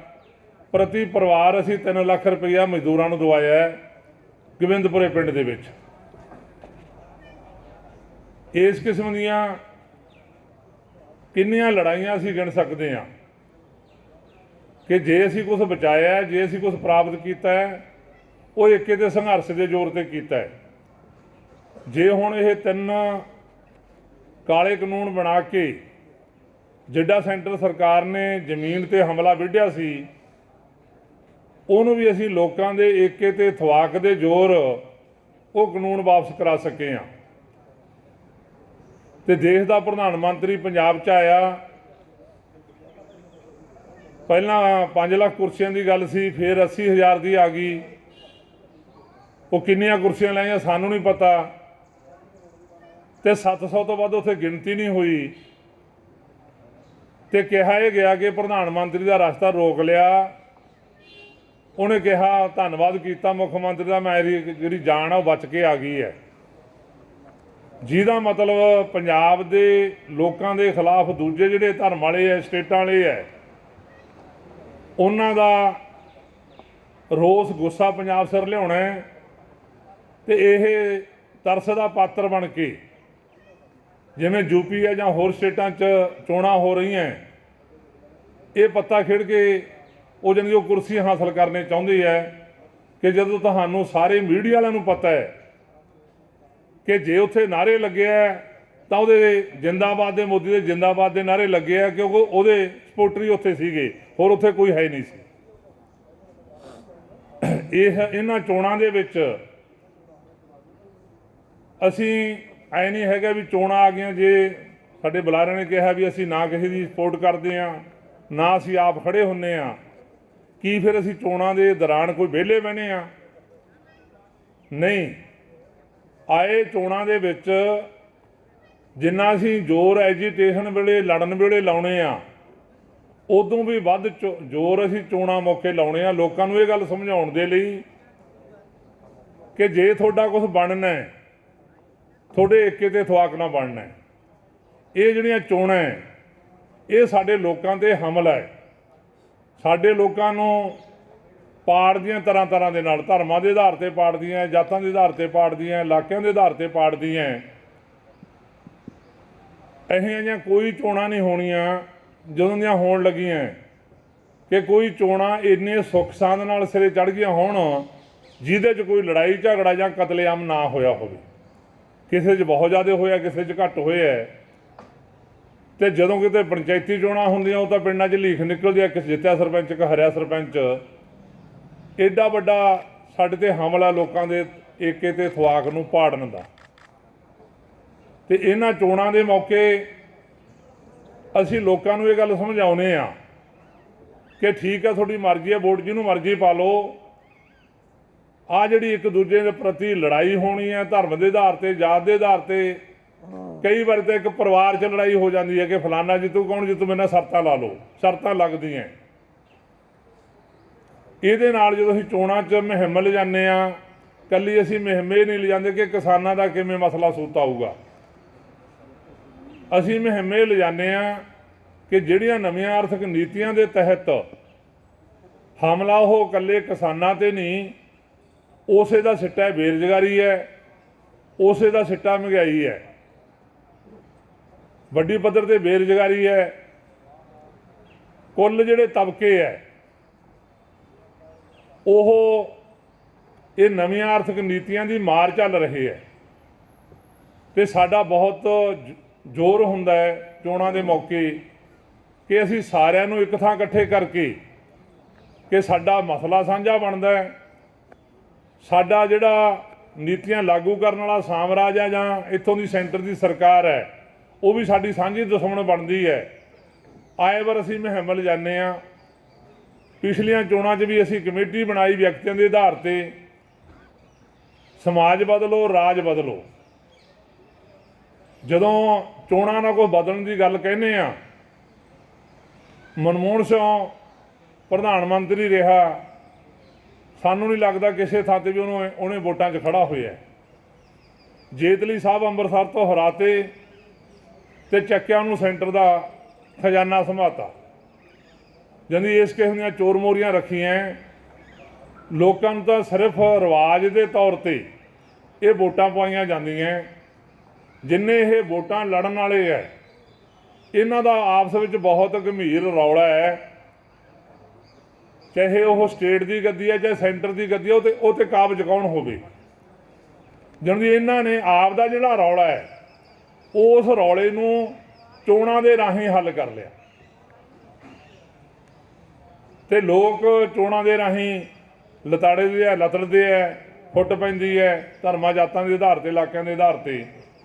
ਇਸ ਕਰਕੇ ਅਸੀਂ ਸਾਡੇ ਮਾਧਿਅਮ ਰਾਹੀਂ ਅੱਜ ਦੀ ਕਾਨਫਰੰਸ ਦੇ ਰਾਹੀਂ ਕੁੱਲ ਜਿੰਨੇ ਸਰੋਤੇ ਸੁਣ ਰਹੇ ਹੈ, ਉਹਨਾਂ ਨੂੰ ਬਹੁਤ ਜ਼ੋਰਦਾਰ ਅਪੀਲ ਕਰਨੀ ਚਾਹੁੰਦੇ ਹਾਂ ਭਾਰਤੀ ਕਿਸਾਨ ਯੂਨੀਅਨ ਏਕਤਾ ਗਰਾਹਾਂ ਵੱਲੋਂ ਕਿ ਸਾਡੀ ਮੁਕਤੀ ਦਾ ਰਾਹ ਸੰਘਰਸ਼ ਤੋਂ ਬਿਨਾਂ ਕੋਈ ਰਾਹ ਨਹੀਂ, ਏਕੇ ਤੇ ਇਤਫਾਕ ਤੋਂ ਬਿਨਾਂ ਕੋਈ ਰਾਹ ਨਹੀਂ। ਸਾਰੇ ਲੋਕ ਸੰਘਰਸ਼ ਕਰਨ, ਏਕੇ ਤੇ ਇਤਫਾਕ ਕਰਨ। ਫਿਰ ਜਿਹੜੀਆਂ ਬਦਲ ਅਸੀਂ ਕਿਹਾ ਕਿ ਬਦਲ ਇਹਨਾਂ ਕਾਰਪੋਰੇਟ ਜਿਹੜੀਆਂ ਨੀਤੀਆਂ ਉਹਨਾਂ ਦੇ ਮੁਕਾਬਲੇ ਕਿ ਇਹ ਜ਼ਮੀਨ ਕਿਵੇਂ ਵੰਡੀ ਜਾ ਸਕਦੀ ਹੈ, ਕੁੱਲ ਰੁਜ਼ਗਾਰ ਕਿਵੇਂ ਮਿਲ ਸਕਦਾ ਹੈ, ਇਲਾਜ ਦਾ ਪ੍ਰਬੰਧ ਕਿਵੇਂ ਹੋ ਸਕਦਾ ਹੈ, ਵਿੱਦਿਆ ਦਾ ਪ੍ਰਬੰਧ ਕਿਵੇਂ ਹੋ ਸਕਦਾ ਹੈ। ਹੁਣ ਵੀ ਜਿਹੜਾ ਭਾਰਤ ਨੂੰ ਸਿਉਣ ਦੀ ਚਿੜੀ ਕਹਿੰਦੇ ਸੀ, ਅਸੀਂ ਕਹਿੰਦੇ ਫੰਗ ਫੁੰਗ ਦਾ ਮਾਵੇਂ ਪੱਟ ਕੇ ਲੈ ਗਏ, ਹਜੇ ਵੀ ਚਿੜੀ ਬਚੀ ਹੋਈ ਹੈ। ਜੇ ਲੋਕ ਥਵਾ ਕਰਕੇ ਇਹਨਾਂ ਨੀਤੀਆਂ ਨੂੰ ਪਿੱਛੇ ਮੋੜ ਦੇਣ ਜਿਵੇਂ ਕਾਲੇ ਕਾਨੂੰਨਾਂ ਨੂੰ ਮੋੜਿਆ। ਇਸੇ ਆਸ ਨਾਲ ਤੁਹਾਡਾ ਸਾਰਿਆਂ ਦਾ ਸਮੇਤ ਸਰੋਤਿਆਂ ਦਾ ਧੰਨਵਾਦ। ਕੋਕਰੀ ਸਾਹਿਬ, ਤੁਸੀਂ ਹੁਣ ਖਰੜਾ ਕੀਤਾ ਇੱਕ ਤੁਸੀਂ ਖਰੜਾ ਕੀਤਾ, ਇਹ ਆਪਣੇ ਸਾਥੀ ਜਿਹੜੇ ਸਮਾਜ ਮੋਰਚਾ ਬਣਾਇਆ ਉਹਨਾਂ ਨੂੰ ਵੀ ਦਿੱਤਾ ਸਾਰਿਆਂ ਦੇ ਨਾਲ ਗੱਲਬਾਤ ਹੋਈ ਉਹਨਾਂ ਨਾਲ? ਇਹ ਸਾਰਿਆਂ ਨੂੰ ਵੰਡਣਾ ਹੈ, ਅਜੇ ਵੰਡਿਆ ਨਹੀਂ, ਵੰਡਣਾ ਹੈ। ਤੋਂ ਬਾਅਦ ਵੰਡਾਂਗੇ, ਪ੍ਰੈਸ ਕਾਨਫਰੰਸ ਹੋ ਗਈ ਤੋਂ ਬਾਅਦ ਦੇਣਾ। ਸਾਹਿਬ, ਤੁਸੀਂ ਕਹਿ ਰਹੇ ਹੋ ਕਿ ਦਬਾਅ 'ਚ ਕੰਮ ਕੀਤਾ ਜਾ ਰਿਹਾ, ਲੋਕ ਸਭਾ, ਵਿਧਾਨ ਸਭਾ, ਰਾਜ ਸਭਾ। ਤੁਹਾਨੂੰ ਨਹੀਂ ਲੱਗਦਾ ਕਿ ਜੇਕਰ ਉੱਥੇ ਚੰਗੇ ਬੰਦੇ ਜਾਣਗੇ ਤਾਂ ਉਹ ਦਬਾਅ ਨਹੀਂ ਮੰਨਣਗੇ? ਤੁਸੀਂ ਜਿਸ ਸਿਸਟਮ ਦਾ ਬਾਈਕਾਟ ਕਰ ਰਹੇ ਹੋ, ਉਸੇ ਸਿਸਟਮ ਦੇ ਤਹਿਤ ਹੀ ਪੂਰਾ ਦੇਸ਼ ਚੱਲਣਾ? ਉਸੇ ਸਿਸਟਮ ਦੇ ਵਿੱਚ ਪਹੁੰਚਣ ਦੀ ਖਾਤਰ ਜਿਹੜਾ ਤਰੀਕਾਕਾਰ ਹੈ ਉਹ ਤਰੀਕਾਕਾਰ ਵੀ ਲੋਕ ਰਾਜੀ ਨਹੀਂ ਹੈ। ਦੂਜੀ ਗੱਲ, ਉੱਥੇ ਤੁਸੀਂ ਪਹੁੰਚ ਜਾਓਗੇ, ਮੈਂ ਤੁਹਾਨੂੰ ਪਹਿਲਾਂ ਅਰਜ਼ ਕਰਕੇ ਹਟਿਆ ਵੀ ਜਿਹੜੀਆਂ ਨੀਤੀਆਂ ਸਾਡਾ ਨੁਕਸਾਨ ਕਰ ਰਹੀਆਂ ਨੇ ਇਹ ਪਾਰਲੀਮੈਂਟ ਦੇ ਵਿੱਚ ਨਹੀਂ ਕਦੇ ਵੀ ਬਣੀਆਂ। ਇਹ ਵਿਦੇਸ਼ੀ ਤਾਕਤਾਂ ਨੇ, ਜਿਹੜੇ ਸਾਮਰਾਜੀ ਦੇਸ਼ ਨੇ, ਜਿਹੜੇ ਸਾਡੇ ਦੇਸ਼ 'ਤੇ ਠੋਸਦੇ ਨੇ ਅਤੇ ਸਾਡੇ ਹਾਕਮ ਉਹਨਾਂ ਨੂੰ ਪ੍ਰਵਾਨ ਕਰਦੇ, ਉਹ ਉਹਨਾਂ ਦੀਆਂ ਨੀਤੀਆਂ ਪ੍ਰਵਾਨ ਕਰਕੇ ਹੇਠਾਂ ਰਾਜਾਂ 'ਚ ਲਾਗੂ ਹੁੰਦੀਆਂ ਨੇ। ਇਹਦੇ ਨਾਲ ਹੀ ਬੇਰੁਜ਼ਗਾਰੀ ਹੈ, ਇਹਦੇ ਨਾਲ ਹੀ ਪਬਲਿਕ ਸੈਕਟਰ ਨੂੰ ਵੇਚਣ ਦੀ ਗੱਲ। ਸਰ ਇਹੀ ਹੈ ਨਾ ਕਿ ਤੁਸੀਂ ਕਹਿ ਰਹੇ ਹੋ ਉਹ ਲੋਕ ਬਾਹਰ ਦੀਆਂ ਨੀਤੀਆਂ ਨੂੰ ਲਾਗੂ ਕਰ ਰਹੇ ਆ ਦੇਸ਼ ਦੇ ਵਿੱਚ, ਜਿਹੜੀ ਗੱਲ ਤੁਸੀਂ ਪੁਆਇੰਟ ਲੈ ਰਹੇ ਹੋ। ਜੇਕਰ ਉੱਥੇ ਬੰਦੇ ਉਹ ਬੈਠੇ ਹੋਣਗੇ ਜਿਹੜੇ ਉਹ ਨੀਤੀਆਂ ਨੂੰ ਨਾ ਮੰਨਣ, ਤਾਂ ਤੁਹਾਨੂੰ ਨਹੀਂ ਲੱਗਦਾ ਤੁਹਾਨੂੰ ਉਸ ਪਾਰਲੀਮੈਂਟਰੀ ਸਿਸਟਮ 'ਚ ਹਿੱਸਾ ਲੈਣਾ ਚਾਹੀਦਾ? ਤੁਸੀਂ ਉੱਥੇ ਬੈਠੇ ਹੋ ਤਾਂ ਤੁਸੀਂ ਉਹ ਦਬਾਅ ਨਹੀਂ ਮੰਨੋਗੇ? ਦੇਖੋ, ਪਾਰਲੀਮੈਂਟ ਦੇ ਵਿੱਚ ਕੋਈ ਜਾਵੜੇ ਜੋ ਸਿਸਟਮ ਪ੍ਰਬੰਧ ਚੱਲ ਰਿਹਾ ਕੁੱਲ ਦੁਨੀਆ ਦਾ, ਉਹਦੇ 'ਚੋਂ ਬਾਹਰ ਨਹੀਂ ਨਿਕਲ ਸਕਦੇ। ਤੁਹਾਨੂੰ ਸਾਰਿਆਂ ਨੂੰ ਯਾਦ ਹੋਣਾ ਹੈ, ਇਰਾਕ ਦੇ ਸਦਾਮ ਹੁਸੈਨ ਨੇ ਇਸ ਗੱਲ ਤੋਂ ਜਵਾਬ ਦਿੱਤਾ ਕਿ ਸਾਡੇ ਜਿਹੜੇ ਤੇਲ ਦੇ ਖੂਹ ਹੈ, ਪ੍ਰਬੰਧ ਹੈ, ਅਸੀਂ ਇਹ ਕੌਮੀ ਰੱਖਣੇ ਹੈ। ਜਾਣੀ ਉੱਥੇ ਇਹ ਬਹਾਨਾ ਬਣਾ ਕੇ ਕਿ ਤੁਹਾਡੇ ਪਰਮਾਣੂ ਬੰਬ ਹੈ, ਉਹਨੇ ਕਿਹਾ ਵੀ ਸਾਡੇ ਕੋਈ ਪਰਮਾਣੂ ਬੰਬ ਨਹੀਂ, ਤੁਸੀਂ ਤਲਾਸ਼ੀ ਲੈ ਸਕਦੇ ਹੋ। ਜਦੋਂ ਉਹ ਨੀਤੀਆਂ ਉਹਨਾਂ ਦੇ ਮੁਤਾਬਕ ਨਹੀਂ ਲਾਗੂ ਕੀਤੀਆਂ, ਇਰਾਨ ਤੇ ਜਾ ਕੇ ਕਬਜ਼ਾ ਕੀਤਾ, ਸਦਾਮ ਹੁਸੈਨ ਨੂੰ ਕਤਲੇਆਮ ਕੀਤਾ। ਆਹ ਕੁਛ ਕਰਦੇ ਆ ਸਾਮਰਾਜੀ ਦੇਸ਼। ਹੱਲ ਕੀ ਨਜ਼ਰ ਆਉਂਦਾ? ਹੱਲ ਕੀ ਦੇਖਦੇ ਹੋ? ਕਿਸ ਤਰੀਕੇ ਨਾਲ ਹੱਲ ਹੈ? ਹੱਲ ਅਸੀਂ ਬਹੁਤ ਜ਼ੋਰ ਨਾਲ ਦੱਸਿਆ ਤੁਹਾਨੂੰ। ਕੱਲਾ ਵਿਰੋਧ ਦਾ ਤਰੀਕੇ ਹੱਲ ਨਾਲ? ਨਹੀਂ, ਵਿਰੋਧ ਦਾ ਨਹੀਂ। ਦੇਖੋ, ਜਿੱਥੇ ਕੋਈ ਲੋਕ ਏਕਾਤਵਾਕ ਕਰਦੇ ਹੈ, ਜੇ ਅੰਗਰੇਜ਼ ਇੱਥੋਂ ਗਏ, ਲੋਕ ਇੱਥੋਂ ਤੱਕ ਤਿਆਰ ਹੋ ਗਏ ਕਿ ਅਸੀਂ ਰਹੀਏ ਨਾ ਰਹੀਏ, ਅੰਗਰੇਜ਼ ਨਹੀਂ ਰਹਿਣ ਦਿੰਦੇ। ਜਲ੍ਹਿਆਂਵਾਲੇ ਬਾਗ 'ਚ ਕਿੱਡਾ ਕੁਛ ਰਚਾਇਆ ਸੀ ਉਹਨਾਂ ਨੇ, ਜਿੰਦੀ ਸਿਰੇ ਦੀ ਲੋਕਾਂ 'ਤੇ ਜ਼ਬਰ ਕੀਤਾ, ਪਰ ਲੋਕ ਮਾਨਸਿਕ ਤੌਰ 'ਤੇ ਇੱਥੋਂ ਤਿਆਰ ਹੋ ਗਏ। ਹੁਣ ਮੋਦੀ ਸਾਹਿਬ ਨੇ ਕਿਹੜਾ ਪਿੱਛੇ ਮੁੜਨਾ ਸੀ? ਪੰਜਾਬ 'ਚੋਂ ਘੋਲ ਸ਼ੁਰੂ ਹੋ ਕੇ ਦੇਸ਼ 'ਚ ਗਿਆ, ਪੂਰੇ ਵਿਦੇਸ਼ ਦੇ ਲੋਕਾਂ ਦੀ ਸਪੋਰਟ ਮਿਲੀ, ਅਤੇ ਜਿਹੜਾ ਯੂਪੀ ਦੇ ਰਾਹੀਂ ਹੋ ਕੇ ਸੈਂਟਰ ਸਰਕਾਰ ਬਣਦੀ ਹੈ, ਯੂਪੀ ਖਿਸਕਦੀ ਦੀ ਸੀ। ਉਸ ਤੋਂ ਬਾਅਦ ਮੋਦੀ ਸਾਹਿਬ ਨੂੰ ਪਿੱਛੇ ਹਟਣਾ ਪਿਆ, ਜਿਹਨੂੰ ਕਹਿੰਦੇ ਸੀ ਇੱਕ ਕਦਮ ਪਿੱਛੇ ਹਟਿਆ, 2 ਕਦਮ ਫੇਰ ਗਾਹਾਂ ਵਧਾਂਗੇ। ਤੁਸੀਂ ਵੇਰਵਾ ਦਿੱਤਾ ਬਹੁਤ ਵੱਡਾ ਇੱਥੇ, ਲੇਕਿਨ ਜੋ ਵੀ ਕਿਸਾਨ ਜਥੇਬੰਦੀਆਂ ਜਿਹੜੀਆਂ ਚੋਣ ਲੜ ਰਹੀਆਂ ਨੇ, ਉਹ ਸਪਸ਼ਟ ਲਫ਼ਜ਼ਾਂ ਦੇ ਵਿੱਚ ਕਹਿ ਰਹੇ ਨੇ ਕਿ ਸਿਸਟਮ ਦੇ ਵਿੱਚ ਰਹਿ ਕੇ ਸਿਸਟਮ ਨੂੰ ਬਦਲਿਆ ਜਾ ਸਕਦਾ ਹੈ। ਤੁਸੀਂ ਕਹਿ ਰਹੇ ਹੋ ਕਿ ਇਕੱਲਾ ਵਿਰੋਧ ਹੈ, ਉਸੇ ਨਾਲ ਸਿਸਟਮ ਬਦਲਿਆ ਜਾ ਸਕਦਾ ਹੈ। ਉਹ ਕਹਿੰਦੇ 11 ਮਹੀਨੇ 12 ਮਹੀਨੇ ਬਹਿ ਕੇ ਵੇਖ ਲਿਆ, 750 ਤੋਂ ਵੱਧ ਸ਼ਹੀਦੀਆਂ ਹੋ ਗਈਆਂ, ਲੇਕਿਨ ਬਾਅਦ ਦੇ ਵਿੱਚ ਸਰਕਾਰ ਚਾਹਦੀ ਹੈ ਜੇਕਰ ਅਸੀਂ ਸਰਕਾਰ ਦਾ ਹਿੱਸਾ ਹੋਵਾਂਗੇ ਜਾਂ ਸਿਸਟਮ ਦੇ ਵਿੱਚ ਹੋਵਾਂਗੇ ਤੇ ਉਨ ਪਾਲਿਸੀਆਂ ਦੀ ਖਿਲਾਫਤ ਸਿਸਟਮ ਦੇ ਵਿੱਚ ਰਹਿ ਕੇ ਕਰਾਂਗੇ ਜਿਹੜੀ ਕਿਸਾਨ ਮਾਰੂ ਹੋਣਗੀਆਂ, ਜਿਹੜੀ ਸਮਾਜ ਮਾਰੂ ਹੋਣਗੀਆਂ। ਤੁਸੀਂ ਕਿੱਦਾਂ ਇਸ ਨੂੰ ਅੜ ਦੇਖਦੇ ਹੋ? ਦੇਖੋ, ਇੱਕ ਤਜਰਬਾ ਹੈ, ਇੱਕ ਗੱਲ ਕੀਤੀ ਹੈ ਵੀ ਸਿਸਟਮ ਸੁਧਾਰਨਾ ਹੈ ਤਾਂ ਕਿਵੇਂ ਸੁਧਾਰਨਾ। ਇਹਦਾ ਇਹ ਨਹੀਂ ਵੀ ਇੱਕੋ ਹੀ ਰਾਹ ਹੈ, ਕਿਸੇ ਨੇ ਕੋਈ ਰਾਹ ਚੁਣ ਲਿਆ, ਕਿਸੇ ਨੇ ਕੋਈ ਰਾਹ ਚੁਣ ਲਿਆ। ਕਿਸੇ ਨੂੰ ਇਹ ਲੱਗਦਾ ਹੈ ਵੀ ਅਸੀਂ ਸਿਸਟਮ ਦੇ ਵਿੱਚ ਜਾ ਕੇ ਸਿਸਟਮ ਨੂੰ ਸੁਧਾਰ ਸਕਦੇ। ਕੋਈ ਸਿਸਟਮ ਨੂੰ ਅੰਗਦਾ ਵੀ ਯਾਰ ਸਿਸਟਮ ਕਿੱਡਾ ਵੱਡਾ ਹੈ ਤੇ ਇਹਨੂੰ ਹੱਥ ਕਿਹੜੇ ਪਾਸਿਓਂ ਪਾਈਏ। ਲੋਕਾਂ ਨੂੰ ਅਵੇਅਰ ਕਰ ਲਈਏ, ਲੋਕਾਂ ਨੂੰ ਜਾਗਰਤ ਕਰ ਲਈਏ, ਲੋਕਾਂ ਨੂੰ ਗੱਲ ਦਾ ਪਤਾ ਲੱਗ ਜੇ ਵੀ ਤੁਹਾਡਾ ਦੁਸ਼ਮਣ ਕੌਣ ਹੈ, ਤੁਹਾਡੀ ਲੁੱਟ ਕਿਵੇਂ ਹੁੰਦੀ ਹੈ, ਕੌਣ ਕਰਦਾ ਇਹ, ਪਾਲਿਸੀਆਂ ਆਉਂਦੀਆਂ ਕਿੱਥੋਂ ਨੇ। ਇਹ ਗੱਲ ਪਹਿਲਾਂ ਜ਼ਰੂਰੀ ਹੈ ਕਿ ਸਿੱਧਾ ਜਾ ਕੇ ਉਹਦੇ ਵਿੱਚ ਛਾਲ ਮਾਰ ਕੇ ਸਿਸਟਮ ਦੇ ਵਿੱਚ ਲਪੇਟੇ ਜਾਈਏ ਤੇ ਉਹਦੇ ਵਿੱਚ ਹੀ ਡੁੱਬ ਜਾਈਏ। ਸਾਡਾ ਇਹ ਸੋਚਣਾ ਹੈ ਵੀ ਕਿਹੜੇ ਪਾਸਿਓਂ ਹੱਥ ਪਾਈਏ। ਸਿਸਟਮ ਬਦਲਦਾ ਹੈ, ਇੱਕ ਪਾਸਿਓਂ ਹੱਥ ਪਾ ਲਈਏ, ਹੇਠਾਂ ਤੋਂ ਹੱਥ ਪਾ ਕੇ ਤਾਹਾਂ ਨੂੰ ਜਾਈਏ ਕਿ ਸਿਰ ਤੇ ਬਹਿ ਕੇ ਹੇਠਾਂ ਨੂੰ ਆਈਏ। ਇਸ ਗੱਲ ਦਾ ਸਵਾਲ ਹੈ। ਬਹੁਤ ਸਾਰੇ ਸਾਥੀਆਂ ਨੇ ਅਜਿਹਾ ਸੁਪਨਾ ਪਾਲਿਆ। ਪਹਿਲਾਂ ਭੁਪਿੰਦਰ ਸਿੰਘ ਮਾਨ, ਉਹ ਰਾਜ ਸਭਾ ਦੇ ਮੈਂਬਰ ਰਹੇ ਹੈ। ਉਹਦਾ ਇਹ ਸੀ ਮੈਂ ਆਵਾਜ਼ ਬੁਲੰਦ ਕਰਕੇ ਸ਼ਾਇਦ ਮੈਂ ਸਿਸਟਮ ਨੂੰ ਸੁਧਾਰ ਦੂੰ। ਲੱਖੋਵਾਲ ਸਾਹਿਬ ਨੇ ਇੱਕ ਪਾਰਟੀ ਬਣਾਈ ਸੀ, ਲੋਕ ਹਿੱਤ ਪਾਰਟੀ, ਉਹਨੂੰ ਵੀ ਚੋਣਾਂ ਲੜ ਕੇ ਮੈਂ ਕੋਈ ਸਿਸਟਮ ਸੁਧਾਰ ਦੂੰ। ਫਿਰ 15 ਸਾਲ ਉਹ ਮਾਰਕੀਟ ਕਮੇਟੀ ਦੇ ਚੇਅਰਮੈਨ ਰਹੇ, ਉਹਦੇ ਵਿੱਚ ਉਹਨਾਂ ਨੂੰ ਸੁਪਨਾ ਸੀ ਮੈਂ ਕੁਝ ਸੁਧਾਰ ਦੂੰ। ਨਹੀਂ ਸੁਧਾਰ ਸਕਦਾ। ਸਿਸਟਮ ਦੇ ਵਿੱਚ ਵੜ ਕੇ ਕੁਝ ਸੁਧਾਰਿਆ ਜਾ ਸਕਦਾ, ਕਿੰਨੀ ਵੱਡੀ ਗੱਲ ਹੈ। ਇਹ ਸਾਥੀਆਂ ਦਾ ਭੁਲੇਖਾ, ਉਹ ਕਰ ਲੈਣ, ਉਹ ਕਰਕੇ ਦੇਖ ਲੈਣ। ਪਰ ਅਸੀਂ ਇਹ ਸਮਝਦੇ ਹਾਂ ਅਸੀਂ ਸਿਸਟਮ ਨੂੰ ਇੱਕ ਪਾਸਿਓਂ ਲੋਕਾਂ ਨੂੰ ਅਵੇਅਰ ਕਰਕੇ, ਲੋਕਾਂ ਨੂੰ ਜਾਗਰਤ ਕਰਕੇ, ਜਿਵੇਂ ਤੁਸੀਂ ਇੱਕ ਮੈਂ ਤੁਹਾਨੂੰ ਉਦਾਹਰਨ ਦੇਣਾ ਚਾਹੁੰਦਾ, ਲੰਮੀ ਜਾਂਦੀ ਹੈ ਗੱਲ ਆਪਣੀ, ਵੀ ਜਿਹੜਾ ਆਹ ਘੋਲ ਅੰਦੋਲਨ ਲੜਿਆ, ਇਹ ਅੰਦੋਲਨ ਦਾ ਜਿੱਤ ਦਾ ਕਾਰਨ ਇਹ ਹੈ ਵੀ ਇਹਦੇ 'ਚ ਕੋਈ ਸਿਆਸੀ ਪਾਰਟੀ ਨਹੀਂ ਸੀ ਸਟੇਜ 'ਤੇ ਚੜ੍ਹਨ ਦਿੱਤੀ, ਕੋਈ ਧਰਮ ਦਾ ਨਹੀਂ ਬਣ ਦਿੱਤਾ, ਕਿਸੇ ਰਾਜ ਦਾ ਨਹੀਂ ਬਣ ਦਿੱਤਾ, ਕਿਸੇ ਇੱਕ ਕਿੱਤੇ ਦਾ ਘੋਲ ਨਹੀਂ ਬਣਿਆ। ਜੇ ਪਹਿਲਾਂ ਨਹੀਂ ਪੋਲੀਟੀਕਲ ਤਾਂ ਅਸੀਂ ਵੀ ਪੋਲੀਟੀਕਲ ਆ ਬਾਈ। ਤੁਸੀਂ ਕਿਸੇ ਨੂੰ ਪੋਲੀਟੀਕਲ ਕਿਵੇਂ ਜਾਂ ਪੋਲੀਟੀਕਲ ਹੋਣਾ ਇੱਕ ਟ੍ਰੇਡ ਆਰਗੇਨਾਈਜੇਸ਼ਨ ਦੇ ਵਿੱਚ ਬੰਦਾ ਹੋਣਾ। ਪੋਲੀਟੀਕਲ ਪਾਰਟੀ ਹੈ, ਹੁਣ ਦੇਖੋ ਪੋਲੀਟੀਕਲ ਪਾਰਟੀਆਂ ਨਹੀਂ ਚੋਣ ਲੜ ਰਹੀਆਂ, ਪਾਰਟੀਆਂ ਤਾਂ ਚੋਣ ਲੜਦੀਆਂ ਨੇ, ਉਹਨਾਂ ਦੇ ਟ੍ਰੇਡ ਆਰਗੇਨਾਈਜੇਸ਼ਨਾਂ ਹੋਣਾ, ਕਿਸਾਨ ਆਰਗੇਨਾਈਜੇਸ਼ਨ ਹੋਣਾ ਅੱਡ ਗੱਲ ਹੈ। ਇਹ ਸਾਡੀ ਮਾਨਤਾ ਉਹ ਆ ਸਕਦੇ ਆ ਵਿੱਚ। ਗੁਰਾਹ ਸਾਹਿਬ 15 ਮਾਰਚ ਜਨਵਰੀ ਨੂੰ ਜਿਹੜੀ ਤੁਹਾਡੀ ਐਸਕੇਐਮ ਦੀ ਮੀਟਿੰਗ ਹੋਣੀ ਸੀ ਉਹਦਾ ਕੀ ਸਟੇਟਸ ਹੈ? ਉਹਦੀ ਕੀ ਉਹ ਹਾਲੇ ਹੋਏਗੀ ਮੀਟਿੰਗ? ਕਿਉਂਕਿ ਜਿਹੜਾ ਜਦੋਂ ਤੁਸੀਂ ਉਹ ਚੱਕਿਆ ਸੀਗਾ ਇਹ ਅਨਾਉਂਸ ਕੀਤਾ ਗਿਆ ਸੀ ਕਿ 15 ਜਨਵਰੀ ਨੂੰ ਫਿਰ ਰਿਵਿਊ ਕੀਤਾ ਜਾਏਗਾ ਕੇਂਦਰ ਸਰਕਾਰ ਦੇ ਆਰਡਰ। ਉਹ ਜਿਹੜੀ 15 ਜਨਵਰੀ ਦੀ ਮੀਟਿੰਗ ਹੈ ਸਾਡੀ ਸਟੈਂਡ ਕਰਦੀ ਹੈ। ਉਹ ਜਿਹੜੇ ਸਮਝੌਤੇ ਸਾਨੂੰ ਗ੍ਰਹਿ ਮੰਤਰਾਲੇ ਵੱਲੋਂ ਲਿਖਤੀ ਚਿੱਠੀ ਮਿਲੀ ਸੀ ਵੀ ਉਹ ਲੇਖਮਪੁਰੀ ਘਟਨਾ ਦਾ ਕੀ ਬਣ ਗਿਆ, ਅਜੈ ਮਿਸਰਾ ਦਾ ਕੀ ਬਣ ਗਿਆ, MSP ਦੀ ਕਮੇਟੀ ਬਣਾਉਣੀ ਸੀ ਉਹਦਾ ਕੀ ਬਣ ਗਿਆ, ਜਿਹੜੇ ਕੇਸ ਵਾਪਸੀ ਦੀ ਗੱਲ ਸੀ ਦਿੱਲੀ ਵਾਲੇ ਤੇ ਹਰਿਆਣੇ ਵਾਲੇ ਉਹਨਾਂ ਗੱਲਾਂ ਦਾ ਕੀ ਬਣ ਗਿਆ, ਉਹਦਾ ਜਾਇਜ਼ਾ ਲੈਣਾ, ਰਿਪੋਰਟ ਲੈਣੀ ਹੈ। ਉਸ ਤੋਂ ਬਾਅਦ ਆ ਜਿਹੜੀਆਂ 22 ਜਥੇਬੰਦੀਆਂ ਨੇ ਸੰਯੁਕਤ ਸਮਾਜ ਮੋਰਚਾ ਬਣਾਇਆ, ਇਹਨਾਂ ਨਾਲ ਰਿਸ਼ਤੇ ਕਹੇ ਜੇ ਰੱਖਣ, ਉੱਥੇ ਇਹ ਗੱਲਾਂ ਤੈਅ ਹੋਣਗੀਆਂ। ਉਸ ਤੋਂ ਬਾਅਦ ਕੋਈ ਐਕਸ਼ਨ ਪ੍ਰੋਗਰਾਮ ਵੀ ਦਿੱਤਾ ਜਾ ਸਕਦਾ। ਸਰ ਤੁਹਾਨੂੰ ਤੁਹਾਡੇ ਤੱਕ ਅਪਰੋਚ ਕੀਤੀ ਕਿਉਂਕਿ ਤੁਸੀਂ ਬਹੁਤ ਵੱਡੀ ਜਥੇਬੰਦੀ ਹੋ ਪੰਜਾਬ ਦੀ, ਇਸ ਟਾਈਮ ਜਿਹੜੀ SSO ਬਣਿਆ ਉਹ ਕੱਲ ਉਹਨਾਂ ਦੇ ਬਿਆਨ ਸੀ ਕਿ ਉਗਰਾਹਾਂ ਸਾਹਿਬ ਸਾਡੇ ਵੱਡੇ ਭਰਾ ਨੇ, ਉਹ ਸਾਡੇ ਨਾਲ ਆ ਜਾਣਗੇ। ਤੁਹਾਡਾ ਇੱਕ ਕਮੇਟੀ ਬਣਾਈ ਗਈ ਹੈ, ਕਮੇਟੀ ਬਣਾਈ ਗਿਆ, ਤੁਹਾਡੇ ਨਾਲ ਹੁਣ ਤੱਕ ਰਾਬਤਾ ਹੋਇਆ ਇਲੈਕਸ਼ਨ ਲੜਨ ਨੂੰ ਲੈ ਕੇ? ਇਹਦੇ ਨਾਲ ਹੀ ਦੇਖੋ ਇਹ ਬਿਲਕੁਲ ਹਾਂਜੀ ਇਹਦੇ ਨਾਲ ਹੀ ਜੁੜਦਾ, ਇਹ ਵੀ ਕਿਹਾ ਸੀ ਰਾਜੇਵਾਲ ਸਾਹਿਬ ਨੇ ਕਿ ਉਗਰਾਹਾਂ ਸਾਹਿਬ ਕੋਲੇ ਜਾਂ ਉਗਰਾਹਾਂ ਜਥੇਬੰਦੀ ਦੇ ਕੋਲ ਸਾਡੇ ਕੋਲੇ ਆਉਣ ਤੋਂ ਬਿਨਾਂ ਹੋਰ ਕੋਈ ਰਸਤਾ ਹੈ ਨਹੀਂ, ਉਹ ਸਾਡੇ ਨਾਲ ਆ ਜਾਣਗੇ।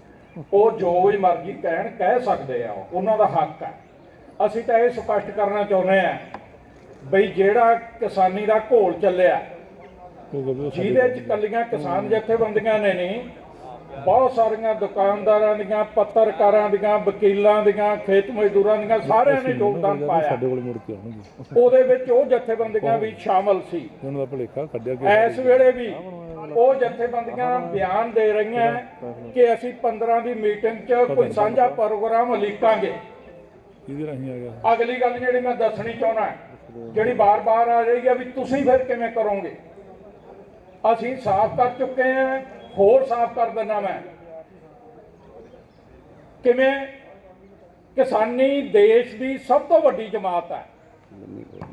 ਇਹ ਕਿਸਾਨੀ ਨੂੰ ਅਸੀਂ ਜਥੇਬੰਦ ਕਰਨ ਤੇ ਪੂਰਾ ਤਾਣ ਲਾਇਆ ਹੋਇਆ। ਸਭ ਤੋਂ ਵੱਧ ਰੁਜ਼ਗਾਰ ਹੈ ਇਹਦੇ 'ਚ, ਸਭ ਤੋਂ ਵੱਧ ਪੀੜਿਤ ਹੋਈ ਹੈ, ਦੱਬੀ ਹੋਈ ਹੈ, ਕੁਚੜੀ ਹੋਈ ਹੈ, ਖੁਦਕੁਸ਼ੀਆਂ ਲਈ ਮਜਬੂਰ ਕੀਤੀ ਹੋਈ ਹੈ। ਇਹਨੂੰ ਜਥੇਬੰਦ ਜਦੋਂ ਕਰਦੇ, ਜਦੋਂ ਇਹ ਕਰੜੇ ਸੰਘਰਸ਼ ਲੜਦੀ ਹੈ ਤਾਂ ਸਾਰੇ ਇਹਦੇ ਵੱਲ ਝਾਕਦੇ ਆ ਤੇ ਆਉਂਦੇ, ਇਹਨੇ ਧੁਰਾ ਬਣਨਾ ਹੈ ਲੋਕ ਲਹਿਰ ਦਾ। ਅਸੀਂ ਲੋਕ ਲਹਿਰ ਬਣਾਉਣ ਵਾਸਤੇ ਸਾਡੀ ਸਿਆਸਤ ਇਹ ਹੈ ਜਥੇਬੰਦੀ ਦੀ, ਚੋਣਾਂ 'ਚ ਨਹੀਂ। ਅਸੀਂ ਤਾਂ ਲੋਕ ਲਹਿਰ ਬਣਾਉਣੀ ਹੈ। ਚੋਣਾਂ ਰਾਹੀਂ ਲੋਕ ਲਹਿਰ ਨਹੀਂ ਬਣ ਸਕਦੀ, ਵੋਟਾਂ ਰਾਹੀਂ ਲੋਕ ਲਹਿਰ ਨਹੀਂ ਬਣ ਸਕਦੀ। ਅਸੀਂ ਲੋਕ ਲਹਿਰ ਬਣਾਉਣੀ ਹੈ ਜਿਹਦਾ ਧੁਰਾ ਕਿਸਾਨੀ ਨੇ ਬਣਨਾ। ਅਸੀਂ ਤਾਂ ਇਹ ਵੀ ਚਾਹਾਂਗੇ ਕਿ ਜਿੱਦਾਂ ਭੁਲੇਖਾ ਨਿਕਲ ਗਿਆ 24 ਜਾਂ 22 ਜਥੇਬੰਦੀਆਂ ਦਾ ਚੋਣ ਲੜਨ ਵਾਲਾ, ਇਹਦੇ ਰਾਹੀਂ ਸੁਧਾਰ ਕਰਨ ਵਾਲਾ, ਕਿਸਾਨ ਪੱਖੀ ਨੀਤੀਆਂ ਲਿਆਉਣ ਵਾਲਾ, ਉਹ ਵੀ ਕਹਿ ਰਹੇ ਆ ਵੀ ਅਸੀਂ ਸੰਯੁਕਤ ਮੋਰਚੇ ਦੇ ਵਿੱਚ ਹੈ। ਅਸੀਂ ਵੀ ਸਮਝਦੇ ਹਾਂ ਵੀ ਵਿੱਚ ਹੀ ਆ। ਜੇ ਉਹ ਇੱਕ ਵਾਰੀ ਜਿੱਤ, ਆਪਾਂ ਵੱਡੀ ਜਿੱਤ ਲਈ, ਲੋਕਾਂ ਨੇ ਗਾਹਾਂ ਮੰਗਾਂ ਖੜੀਆਂ, ਉਹਦੇ ਵਿੱਚੋਂ ਵੀ ਖੜੀਆਂ MSP ਵਾਲੀ ਜਾਂ ਕੇਸਾਂ ਦੀ ਵਾਪਸੀ ਵਾਲੀ ਜਾਂ ਲਖੀਮਪੁਰ ਵਾਲੀ, ਆਹ ਵੱਡੀਆਂ ਮੰਗਾਂ ਜਿਹੜੀਆਂ ਹੈਗੀਆਂ ਇਹ ਵੀ ਖੜੀਆਂ। ਇਹਨਾਂ ਤੇ ਏਕਾ ਬਣਾਈ ਰੱਖਾਂਗੇ, ਉਹਨਾਂ ਨਾਲ ਵੀ ਤੇ ਹੋਰ ਜਥੇਬੰਦੀਆਂ ਨਾਲ ਵੀ। ਪੂਰੇ ਦੇਸ਼ ਦੀ ਲੋਕ ਲਹਿਰ ਪੈਦਾ ਕਰਨ ਦਾ ਸਾਡਾ ਟੀਚਾ ਹੈ। ਸਾਡੀ ਜਥੇਬੰਦੀ ਦੇ ਵਿਧਾਨ 'ਚ ਇਹ ਗੱਲਾਂ ਲਿਖੀਆਂ ਹੋਈਆਂ। ਉਹਦੇ ਸਿਰ ਤੇ ਆਹ ਤਬਦੀਲੀਆਂ ਜਿਹੜੀਆਂ ਚਾਹੁੰਦੇ ਆ ਵੀ ਕਾਰਪੋਰੇਟ ਸਾਮਰਾਜੀਆਂ ਦਾ ਜਿਹੜਾ ਸਾਡੇ ਤੇ ਗਲਬਾ ਹੈ, ਚੋਰ ਗੁਲਾਮੀ ਚੱਲ ਰਹੀ ਹੈ ਇਸ ਵੇਲੇ, ਸਿੱਧੀ ਗੁਲਾਮੀ ਬੇਸ਼ੱਕ ਨਹੀਂ, ਉਹ ਵੀ ਖਤਮ ਹੋਵੇ। ਤੇ ਜਿਹੜਾ ਆਹ ਸੂਦਖੋਰਾਂ ਦਾ, ਜਗੀਰਦਾਰਾਂ ਦਾ ਗਲਬਾ, ਖੇਤੀ ਦੀ ਕਮਾਈ ਅੱਧੀ ਇਹੀ ਖਾ ਜਾਂਦੇ ਆ, ਅੱਧੀ ਕਾਰਪੋਰੇਟ ਲੈ ਜਾਂਦੇ ਲੁੱਟ ਕੇ, ਇਹ ਸਾਰਾ ਕੁਝ ਖਤਮ ਕਰਨ ਤੇ ਸਾਡਾ ਤਾਣ ਲੱਗਿਆ ਹੋਇਆ। ਉਹਦੇ ਦੁਆਲੇ ਲੋਕ ਲਹਿਰ ਬਣਨੀ ਹੈ। ਉਦੋਂ ਮਗਰੋਂ ਲੋਕ ਸੋਚ ਲੈਣਗੇ ਵੀ ਹੁਣ ਬੁਨਿਆਦੀ ਤਬਦੀਲੀ, ਲੋਕਾਂ ਦੀ ਪੁੱਗਤ, ਕਿਸਾਨਾਂ, ਮਜ਼ਦੂਰਾਂ, ਕਿਰਤੀਆਂ ਦੀ ਪੁੱਗਤ ਕਿਵੇਂ ਲਿਆਉਣੀ ਹੈ। ਕੋਈ ਪੋਲੀਟੀਕਲ ਪਾਰਟੀ ਵੀ ਵਿੱਚੋਂ ਨਿਕਲ ਸਕਦੀ ਹੈ, ਜਿਵੇਂ ਇਸ ਘੋਲ ਦੇ ਵਿੱਚੋਂ ਸੰਯੁਕਤ ਮੋਰਚਾ ਨਿਕਲਿਆ। ਕਦੇ ਨਹੀਂ ਸੀ ਇਸ ਤਰ੍ਹਾਂ ਏਕਾ ਹੋਇਆ ਜਥੇਬੰਦੀਆਂ ਦਾ। ਐਂ ਜਦੋਂ ਲਹਿਰ ਵਧੂਗੀ, ਉਹਦੇ ਵਿੱਚੋਂ ਨਵੇਂ-ਨਵੇਂ ਤਰੀਕੇ, ਨਵੇਂ-ਨਵੇਂ ਰੂਪ ਕੱਢੇ ਜਾਣਗੇ। ਇਹ ਸਾਡਾ ਟੀਚਾ। ਹਾਂ, ਮੈਂ ਇੱਕ ਮਿੰਟ ਜੀ ਮੈਂ ਇਹਦੇ 'ਚ ਥੋੜੀ ਗੱਲ ਦਾ ਵਾਧਾ ਕਰਨਾ ਚਾਹੁੰਦਾ ਹਾਂ। ਜਿਹੜਾ ਸੀਗਾ ਵੀ ਰਾਜੇ ਵਾਲੇ ਕਹਿੰਦੇ ਜੀ ਗਰਾਹਾਂ ਵਾਲੇ ਸਾਹਿਬ ਤਾਂ ਸਾਡੀ ਗੱਲ ਹੋ ਗਈ, ਆਉਣਗੇ। ਅਸੀਂ ਇਹਦੇ ਉਲਟ ਕਹਿਣਾ ਚਾਹੁੰਦੇ ਹਾਂ ਕਿ ਉਹ ਗੇੜਾ ਗੂੜਾ ਮਾਰਿਆ ਹੁਣ ਦੇਖਿਆ ਹੁਣ ਸਾਡੇ ਅਖੀਰ ਕੋਲ- ਉਹਨਾਂ ਨੂੰ ਸਾਡੇ ਵਾਲੇ ਥਾਂ ਤੇ ਆਉਣਾ ਪੈਣਾ ਹੈ। ਸਾਡੇ ਕੋਲ- ਅਸੀਂ ਨਾ ਪਹਿਲਾਂ ਗਏ ਚੋਣਾਂ 'ਚ ਨਾ ਗਾਂ ਨੂੰ ਜਾਣਾ ਹੈ। ਉਗਰਾਹਾਂ ਸਾਹਿਬ ਜਦੋਂ ਇੱਕ ਇਹਦੇ ਨਾਲ ਛੋਟੀ ਇੱਕ ਸਕਿੰਟ ਦੀ ਹੋਈ। ਦੇਖੋ ਅਸੀਂ ਦਿੱਲੀ ਤੋਂ ਆਏ, ਆਉਣ ਸਾਰ ਜ਼ਿਲ੍ਹਾ ਹੈੱਡਕੁਆਟਰਾਂ ਦੇ ਧਰਨੇ ਦਿੱਤੇ, ਉਹਨਾਂ ਦੇ ਘਰੋ ਵੀ ਕੀਤੇ ਤੇ ਟੂਲ ਪਲਾਜ਼ਾ ਤੇ ਹਜੇ ਵੀ ਬੈਠੇ ਆ। ਜੇ ਤੁਹਾਡੀ ਮੰਨ ਲਈ ਅਸੀਂ ਚੋਣਾਂ ਲੜਨੀਆਂ ਹੋਣ, ਮੰਨ ਲਓ ਅਸੀਂ ਆ ਪੰਜੇ ਚੋਣਾਂ ਜਾ ਵੜੇ, ਪਿੱਛੇ ਸਾਡਾ ਸੰਘਰਸ਼ ਕੌਣ ਚਲਾਊਗਾ? ਇਹਦਾ ਨਾਲ ਸੰਘਰਸ਼ ਦਾ ਫੱਟਾ ਉਦੋਂ ਹੀ ਬੰਦ। ਜਿਹੜੀਆਂ ਜਥੇਬੰਦੀਆਂ ਚੋਣਾਂ ਕਰਨ ਜਾ ਵੜੀਆਂ ਉਹਨਾਂ ਦੀ ਕੋਈ ਸੰਘਰਸ਼ ਦੀ ਗੱਲ ਆਈ? 2 ਮਹੀਨੇ ਰਹਿਣ, 3 ਮਹੀਨੇ ਚੱਲੇ ਉਧਰ ਗੇੜ 'ਚ ਜਾਂ ਕੋਈ ਬਣ ਜਾਣ, ਜਿਹਨੂੰ ਜਿਹੜਾ ਉਹਦਾ ਸੰਘਰਸ਼ ਦੇ ਜ਼ੋਰ ਤੇ ਕੁਛ ਅਸੀਂ ਮਨਾਇਆ ਸੀ ਸੈਂਟਰ ਤੋਂ, ਉਹ ਤੋਂ ਤਾਂ ਪਾਸੇ ਹੋ ਗਿਆ, ਉਹਦਾ ਹਰਜਾ ਤਾਂ ਹੋ ਗਿਆ ਇੱਕ ਪੱਧਰ ਤੇ। ਇਹ ਗੱਲ ਉਹਨੂੰ ਜਾ ਕੇ ਉੱਥੇ ਸਮਝ ਆ ਜਾਊਗੀ। ਧੰਨਵਾਦ। ਹਾਂਜੀ सर आपकी एक मांग ये भी थी कि दिल्ली में जब किसान आंदोलन चला वहाँ पर जो किसान शहीद हुए हैं मांग को लेकर आप पंजाब सरकार से मिले थे सर। कितना आंकड़ा आपने पंजाब सरकार को दिया था जो किसान शहीद हुए थे, कितनों को नौकरी दी गई और कितनों को मुआवजा? क्योंकि ये बात अधर पे लटक गई है, दोबारा बैठक नहीं हो पाई थी मुख्यमंत्री की। देखो पंजाब सरकार को जो हमने आंकड़ा दिया है वो हमें 400 से प्लस है, कुछ 407 दिया है आंकड़ा। उसमें से मेरे ख्याल में 180 लोगों को जो शहीद हुए परिवार है उनको नौकरी मिल गई है। कंपनसेशन तकरीबन लगभग सबको मिल गया है। एक आधा केस हो सकता है पेंडिंग हो, वो लेकिन हो गया है। ਉਗਰਾਹਾਂ ਸਾਹਿਬ ਜਦੋਂ ਖੇਤੀ ਕਿਸਾਨ ਯੂਨੀਅਨ ਦੀ ਪ੍ਰੈਸ ਕਾਨਫਰੰਸ ਹੋਈ ਸੀ, ਉਹਨਾਂ ਨੇ ਇੱਕ ਗੱਲ ਕਹੀ ਸੀ ਕਿ ਅਸੀਂ ਚੋਣ ਮੈਨੀਫੈਸਟੋ ਦੇਖਾਂਗੇ ਸਾਰੀਆਂ ਪਾਰਟੀਆਂ ਦਾ, ਜਿਹਦਾ ਸਾਨੂੰ ਚੋਣ ਮੈਨੀਫੈਸਟੋ ਚੰਗਾ ਲੱਗੂਗਾ ਉਹਦੇ ਵੱਲ ਹੋ ਸਕਦਾ ਹੈ ਵੀ ਅਸੀਂ ਆਪਣਾ ਸਮਰਥਨ ਦੇ ਦਈਏ ਜਾਂ ਆਪਣੇ ਕਾਡਰ ਨੂੰ ਕੁਝ ਕਹਿ ਦਈਏ। ਤੁਸੀਂ ਐਸਾ ਫੈਸਲਾ ਲਓਗੇ ਜਾਂ ਕਾਡਰ ਨੂੰ ਆਪਣੀ ਸੋਚ ਤੇ ਛੱਡ ਦੋਗੇ ਕਿ ਤੁਸੀਂ ਜਿਵੇਂ ਕਰਨਾ ਚਾਹੁੰਦੇ ਹੋ ਕਰ ਲਓ? ਕੋਈ ਚੋਣ ਮੈਨੀਫੈਸਟੋ ਤੁਸੀਂ ਵੀ ਐਨਾਲਾਈਜ਼ ਕਰੋਗੇ? ਨਹੀਂ ਸਾਥੀ, ਉਹ ਜਥੇਬੰਦੀਆਂ ਦਾ ਆਪਣਾ ਫੈਸਲਾ ਹੈ।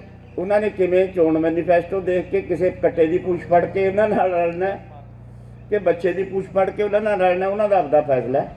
ਅਸੀਂ ਤੁਹਾਨੂੰ ਸਪਸ਼ਟ ਦੱਸਦੇ ਹਾਂ, ਚੋਣ ਮੈਨੀਫੈਸਟੋ ਕੋਈ ਕੁਛ ਵੀ ਪਾ ਦੇਵੇ, ਅਸੀਂ ਨਾ ਉਹਨਾਂ ਦੀ ਹਮਾਇਤ ਕਰਨੀ ਹੈ, ਨਾ ਅਸੀਂ ਚੋਣਾਂ 'ਚ ਹਿੱਸਾ ਲੈਣਾ ਹੈ। ਉਹਨਾਂ ਦੀ ਨਹੀਂ, ਕਿਸੇ ਦੀ ਵੀ, ਕਿਸੇ ਦੀ। ਉਗਰਾਹਾਂ ਸਾਹਿਬ ਜਿਸ ਤਰੀਕੇ ਨਾਲ ਚੋਣ ਮੈਨੀਫੈਸਟੋ ਪੂਰੇ ਦੇਸ਼ ਭਰ ਦੇ ਵਿੱਚ ਕਿਹਾ ਸੀ ਟਿਕਰੀ ਸਟੇਜ ਤੋਂ ਕਿ ਸਿਆਸੀ ਦਲਾਂ ਨੂੰ ਘੇਰਿਆ ਜਾਵੇਗਾ, ਕਿਉਂਕਿ ਬਹੁਤ ਸਾਰੇ ਮੁੱਦੇ ਨੇ, ਵਿੱਦਿਆ ਦਾ ਤੁਸੀਂ ਜ਼ਿਕਰ ਕੀਤਾ, ਤੁਸੀਂ ਸਿਹਤ ਸੇਵਾਵਾਂ ਦਾ ਜ਼ਿਕਰ ਕੀਤਾ, ਉਹਨਾਂ ਨੂੰ ਲੈ ਕੇ ਘੇਰਿਆ ਜਾਵੇਗਾ। ਕਿ ਹੁਣ ਜਿਹੜੇ ਤੁਹਾਡੇ ਸਾਥੀ ਸਿਆਸੀ ਧਿਰ ਬਣਾਏ ਗਏ ਉਹਨਾਂ ਨੂੰ ਵੀ ਘੇਰੋਗੇ ਇਹਨਾਂ ਮੁੱਦਿਆਂ ਨੂੰ ਲੈ ਕੇ, ਜਿਨ੍ਹਾਂ ਮੁੱਦਿਆਂ ਦੀ ਨੀਤੀਆਂ ਬਣ ਦੇਖੋ ਕੇ ਨੇ?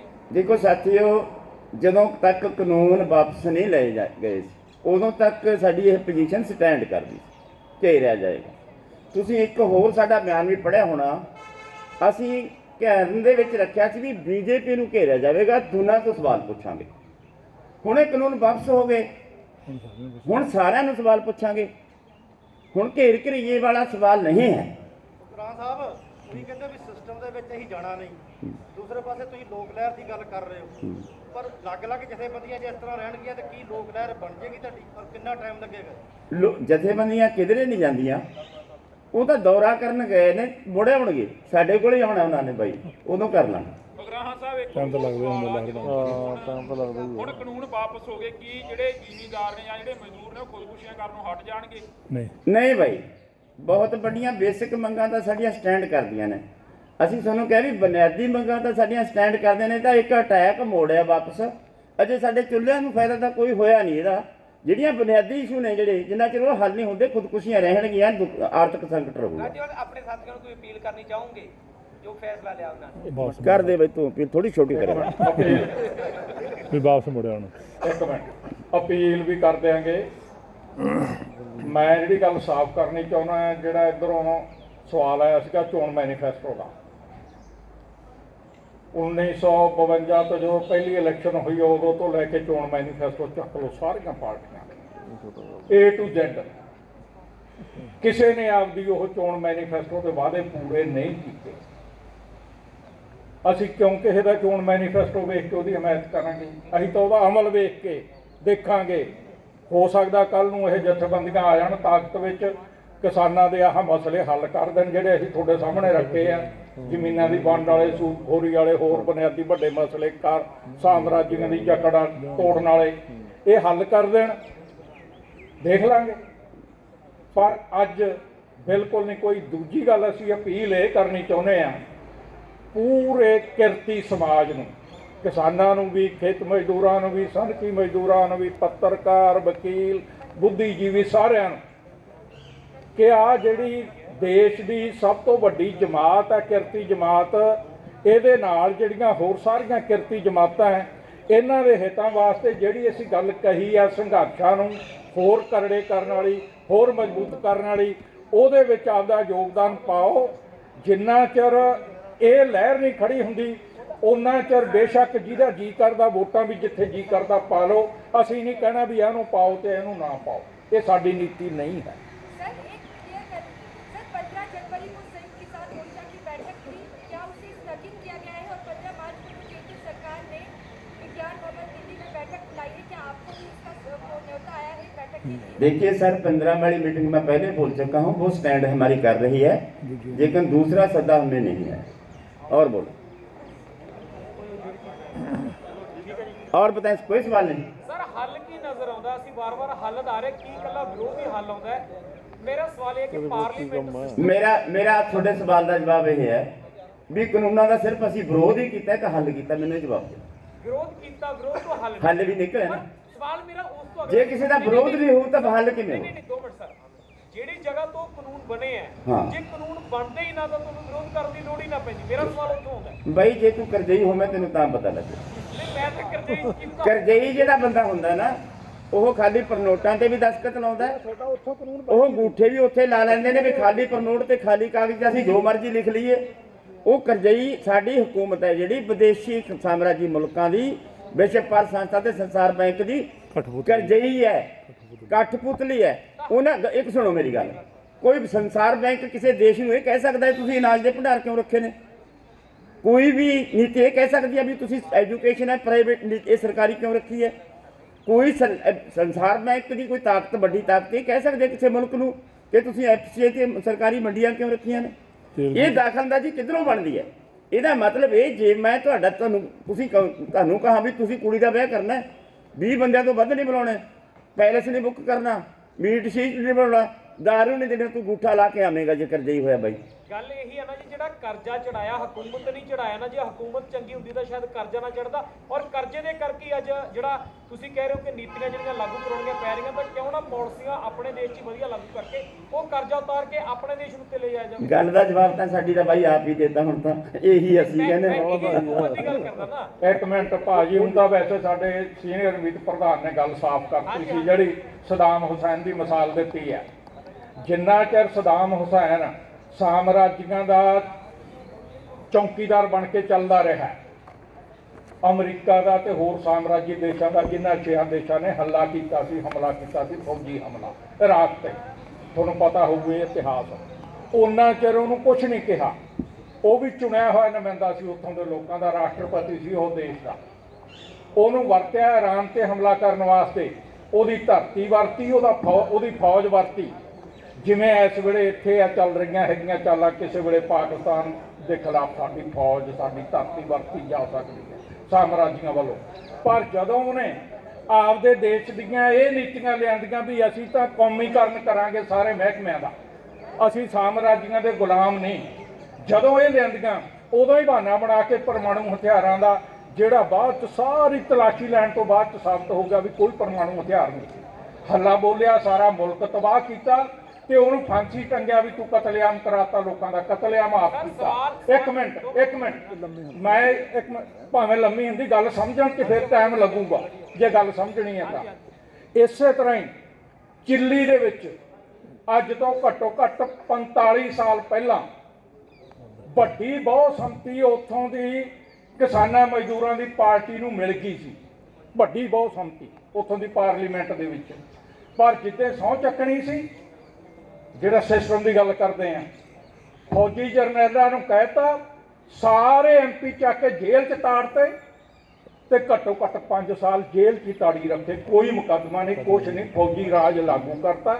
ਆਹ ਸਿਸਟਮ ਦੀ ਤਾਕਤ ਆ ਇਹਨਾਂ ਦੇ ਹੱਥ 'ਚ, ਸਾਮਰਾਜੀਆਂ ਹੱਥ 'ਚ। ਇਹਦੇ ਮੁਕਾਬਲੇ ਦੀ ਤਾਕਤ ਜੇ ਬਣੂਗੀ ਫੇਰ ਕੁਛ ਬਣਨਾ, ਚੋਣਾਂ ਰਾਹੀਂ ਕੁਛ ਨਹੀਂ ਬਣਨਾ। ਆਹ ਤਜਰਬਾ 2 ਥਾਵਾਂ ਦਾ ਤੁਹਾਨੂੰ ਮੈਂ ਗਿਣਾਤਾ, ਹੋਰ ਬਥੇਰੀਆਂ ਮਿਸਾਲਾਂ ਹੈਗੀਆਂ ਦੁਨੀਆ ਦੇ ਵਿੱਚ।